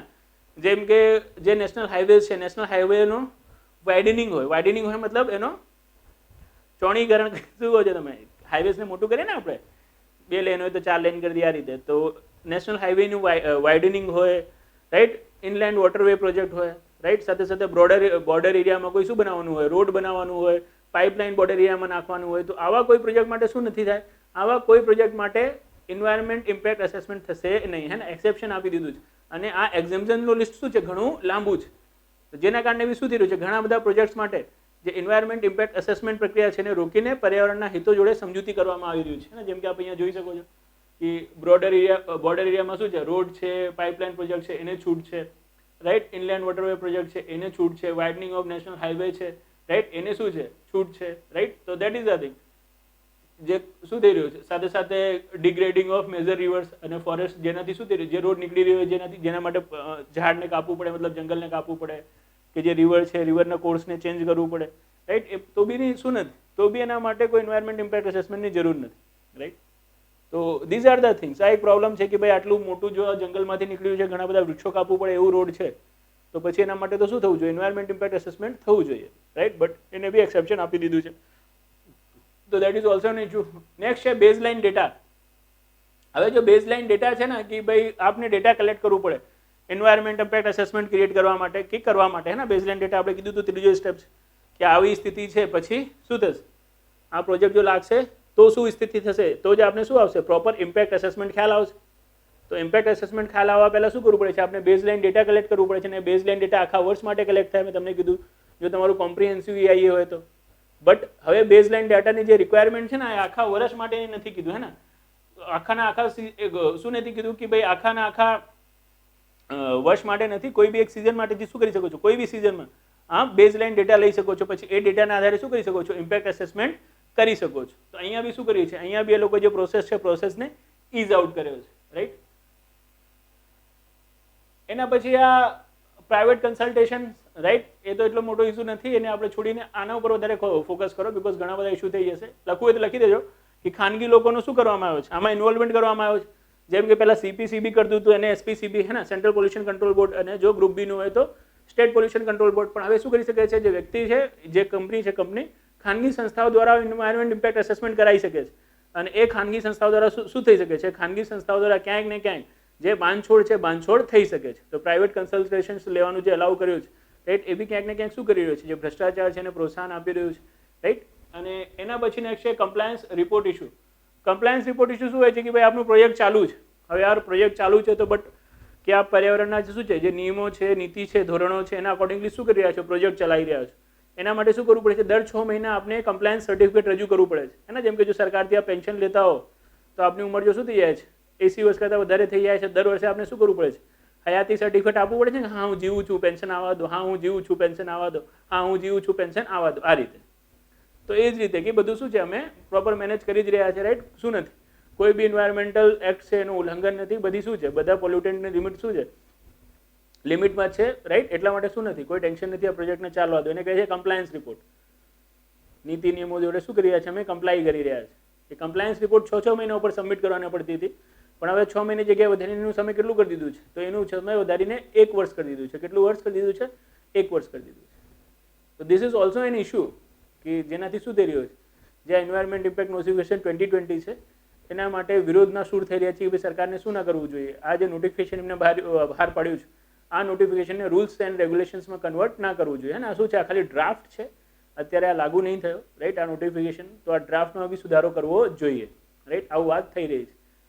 હવે જો ફરીથી જે આપણે તમને છે ઇસ્યુને એક વખત રિકોલ કરીએ, તો ઇસ્યુને રિકોલ કરતાં આપણને જે હે ને મેજર ઇસ્યુ છે આ નોટિફિકેશનમાં તરત જ ખ્યાલ આવવા લાગશે. હવે આપણે શું કર્યું છે, જો આટલી ડિટેલમાં સ્ટડી કરી લીધી છે કે જે પહેલો મેજર ઇસ્યુ આપણે કીધું છે, રાઈટ, એ પહેલો મેજર ઇસ્યુ શું છે, તો પહેલો મેજર ઇસ્યુ છે કે ભાઈ જે સરકાર છે, સરકારનો ડિસ્ક્રિનેટરી પાવર બહુ વધારે છે ને, ન્યાય નિર્ણય જે શું છે પોતાની વેગાધિકાર શક્તિઓ છે બહુ વધારે કીધી છે. ઇકોનોમિકલ સેન્સિટિવ એરિયા, પછી સાથે સાથે સ્ટ્રેટેજિક ઇન્ડસ્ટ્રી, આનાથી શું છે, જે એન્વાયરમેન્ટ ઇમ્પેક્ટ અસેસમેન્ટ છે એનાથી બચવાના પ્રયાસ થઈ રહ્યા છે. પોસ્ટ ફેક્ટો ક્લિયરન્સ આપી રહ્યા છે, હે ને, એક્સેમ્પશન કરતા બનાવીને આપી દીધું છે. સાથે સાથે જે લિમિટ છે, હે ને, જે એને વધારી દીધું છે, મતલબ ડ્યુરેશન વધારી દીધું છે EIA નું. રિવર વેલી પ્રોજેક્ટ માટે 10 વર્ષથી વધારીને 15 વર્ષ કરી દીધું છે. માઇનિંગ માટે 30 વર્ષથી વધારીને કેટલું કરી દીધું છે, 50 વર્ષ કરી દીધું છે. પ્રાઇવેટ કન્સલ્ટેશન એડ કરી દીધું છે ને. બેઝલાઇન ડેટા કોઈ પણ એક સિઝન માટે લેવાનું કહી દીધું છે. અને જે કમ્પ્લાયન્સ રિપોર્ટ છે ને 1-1 વર્ષ માટેની જગ્યાએ શું કરી દીધું છે, લોકો 6-6 મહિના ઉપર જ લેવાનું, સોરી 6-6 મહિનાની જગ્યાએ શું કરી દીધું છે, 1-1 વર્ષ માટે લેવાનું કહી દીધું છે, રાઈટ. તો આ બધા જે ઇશ્યુઝ છે, રાઈટ, એમાં બહુ સારી રીતે આપેલા છે. પબ્લિક કન્સલ્ટેશનની જે શું છે, જે લિમિટ છે એને બી ઘટાડી દીધી છે. 30 દિવસની જગ્યાએ શું કરી દીધી છે, 20 દિવસ કરી દીધી છે. આને લાઈનથી આપણે લખી દેવાનું, હે ને. હવે આ બધું જોતા આપણે શું દેખાય છે આમાં, તો આ બધું જોતા આપણને આ દેખાય છે ક્યાંક ને ક્યાંક શું થયું છે, જે પર્યાવરણના હિતો છે પર્યાવરણના હિતો જોડે સમજૂતી થઈ છે. ઇઝ ઓફ ડુઈંગ બિઝનેસને સરકાર પ્રમોટ કરી રહી છે, અને ઇઝ ઓફ ડુઈંગ બિઝનેસને જો પ્રમોટ કરવું હોય તો આપણે શું કરવું પડશે, આપણે જલ્દીથી શું થાય, ઇન્ડસ્ટ્રી માટેની જે લાઇસન્સિંગની પ્રક્રિયા છે રાઈટ, એ પૂર્ણ થાય એવા બધા પ્રયાસો કરવા પડશે. તો ઇન્ડસ્ટ્રીને જલ્દીથી શું મળી જાય, પાસિંગ મળી જાય, એન્વાયરમેન્ટ ક્લિયરન્સ ફટાફટ મળી જાય, એના માટે આ પ્રોસેસને શું કરી દેવામાં આવે છે, ઇઝ આઉટ કરી દેવામાં આવે છે. ઘણી બધી ઇન્ડસ્ટ્રીને શું કરવું ના પડે, EIA કરવું જ ના પડે, અને જેને કરવું પડી રહ્યું છે એ બી શું થઈ જાય, ઝડપથી પતાવી લઈ જાય ખાનગી સંસ્થાઓ દ્વારા કરીને. એના માટે આ નોટિફિકેશન છે. તો ક્યાંક ને ક્યાંક પર્યાવરણના હિતો જોડે શું છે, આ બાંધછોડ છે રાઈટ. આ એક કોન્સેપ્ટ કહેવાય છે કે ભાઈ ગ્રો નાઉ સસ્ટેન લેટર, હે ને, આ વર્ડ યાદ રાખજો, બહુ બેટર છે. ક્યાંક આપણે કોટ કરવું પડે તો જીવનમાં કરી દેજો.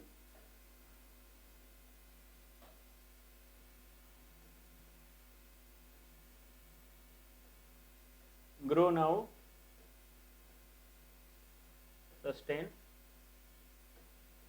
લેટર. શું છે આ ગ્રો નાઉ સસ્ટેન લેટર? તો આ ગ્રો નાઉ સસ્ટેન લેટર આ છે કે ભાઈ અત્યારે શું કરી લો, અત્યારે તમે વિકાસ કરી લો, પાછળથી શું લઈ આવો છો, પાછળથી તમે ધારણીય વિકાસ કે સસ્ટેનેબલ ડેવલપમેન્ટ લઈ આવો છો. અત્યારે સસ્ટેનેબિલિટી લાવવા ગયા અને એ સસ્ટેનેબિલિટી લાવવા માટે તમે શું કર્યું, જો પર્યાવરણનો ઘણો બધો ખ્યાલ રાખ્યો રાઈટ, જે કુદરતી સંસાધનો છે એનું દોહન નહીં કર્યું, તો તમારો વિકાસ જ નહીં થઈ શકે. તો ગ્રો મોર સસ્ટેન લેટર, હે ને, આ કોન્સેપ્ટ ઉપર આ EIA નોટિફિકેશન બહાર પાડવામાં આવ્યો છે.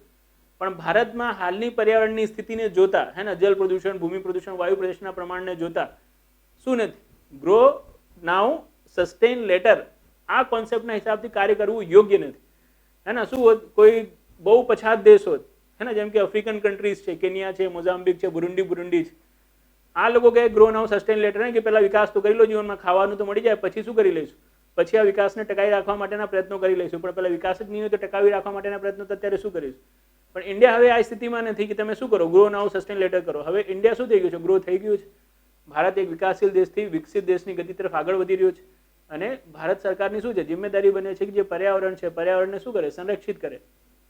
પણ આ નવા EIA નોટિફિકેશનથી ક્યાંક ને ક્યાંક શું થઈ રહી છે, પર્યાવરણની હિતો છે એના જોડે સમજૂતી થઈ રહી છે. ઇઝ ઓફ ડુઈંગ બિઝનેસને પ્રમોટ કરવા માટે, ઇઝ ઓફ ડુઈંગ બિઝનેસમાં આગળ આવવા માટે, હે ને, પર્યાવરણ હિતોને કહેવાય ને કે એના જોડે સમજૂતી કરીને ઇઝ ઓફ ડુઈંગ બિઝનેસ કરવું એ શું નથી, એ યોગ્ય નથી. એને આપણે એક્ઝેક્ટ શું લેવું પડશે, આપણું આમાં સ્ટેન્ડ લેવું પડશે કે આમાં સરકારને શું કરવું જોઈએ, આને લાગુ કરવા પહેલાં ફરીથી એક વાત વિચાર કરવું જોઈએ. અને ગ્રો નાઉ સસ્ટેન લેટરની જગ્યાએ સસ્ટેનેબિલિટીને શું કરવું જોઈએ, વધારે પ્રાધાન્યતા આપવી જોઈએ. આમાં આપણે કોઈ બહુ વધારે સુગર કોટિંગ નથી કરવાનું, કે એવું નહીં કરવું કે સરકારે બધું સારું જ કરી રહી છે EIA નોટિફિકેશન 2020 અને આવું થવું જોઈએ કે આમાં થોડા સુધારા કરવો જોઈએ, એવું નથી. ઘણા બધા શું છે આમાં ઇશ્યુઝ છે, અને જે ક્યાંક ને ક્યાંક દેખાય છે કે સરકારનું મેઇન ફોકસ એ પર્યાવરણ નથી, મેઇન ફોકસ અત્યારે શું છે, જે ઇન્ડસ્ટ્રી છે કે ઇન્ડસ્ટ્રીને શું થઈ જાય, ઇઝીલી ક્લિયરન્સ મળી જાય એ જ. તો ક્યાંક ને ક્યાંક હાલની સ્થિતિને જોતા IPCC રિપોર્ટમાં જે ભારતનું શું છે, એન્વાયરમેન્ટ વલ્યુબિલિટી કહેવાય છે. એન્વાયરમેન્ટ વલ્યુબિલિટી એટલે પર્યાવરણીય સુભેદ્યતા, કે અહીંયા પર્યાવરણને કેટલું શું થઈ શકે છે, ડેમેજ થઈ શકે છે સર, જો લોકોની પ્રવૃત્તિ શું રહી આ રીતે જારી રહી. એ બધું જોતા શું નથી, EIની પ્રક્રિયામાં આ રીતે બદલાવ કરવો એ યોગ્ય નથી. શું નથી, એ યોગ્ય નથી રાઈટ. તો that is about EIA notification 2020. અને આને શું રાખજો આપ, આને જીવનમાં આપ યાદ રાખજો. અને આના આધારે રાઈટ કોઈ બી ક્વેશ્ચન આવશે, હવે બેઝિક ક્વેશ્ચન આવશે પ્રક્રિયાથી અને ટાઈપથી તો બી લખી લેશો, અને જો કરંટ લઈને આવી ગયું તો બી આપ લખી લેશો. કરંટ બી બતાવી દીધું છે, બેઝિક બી બતાવી દીધું છે. હવે EIA આપના માટે શું નહીં રહેશે, સમસ્યા રહેશે નહીં રાઈટ. તો હોપસો EIનો ટોપિક આપણે ગમ્યો હશે. આવા ટોપિક આપણે લઈને આવતા રહીશું કયા લેક્ચરમાં, તો નેક્સ્ટ લેક્ચરમાં. Thank you.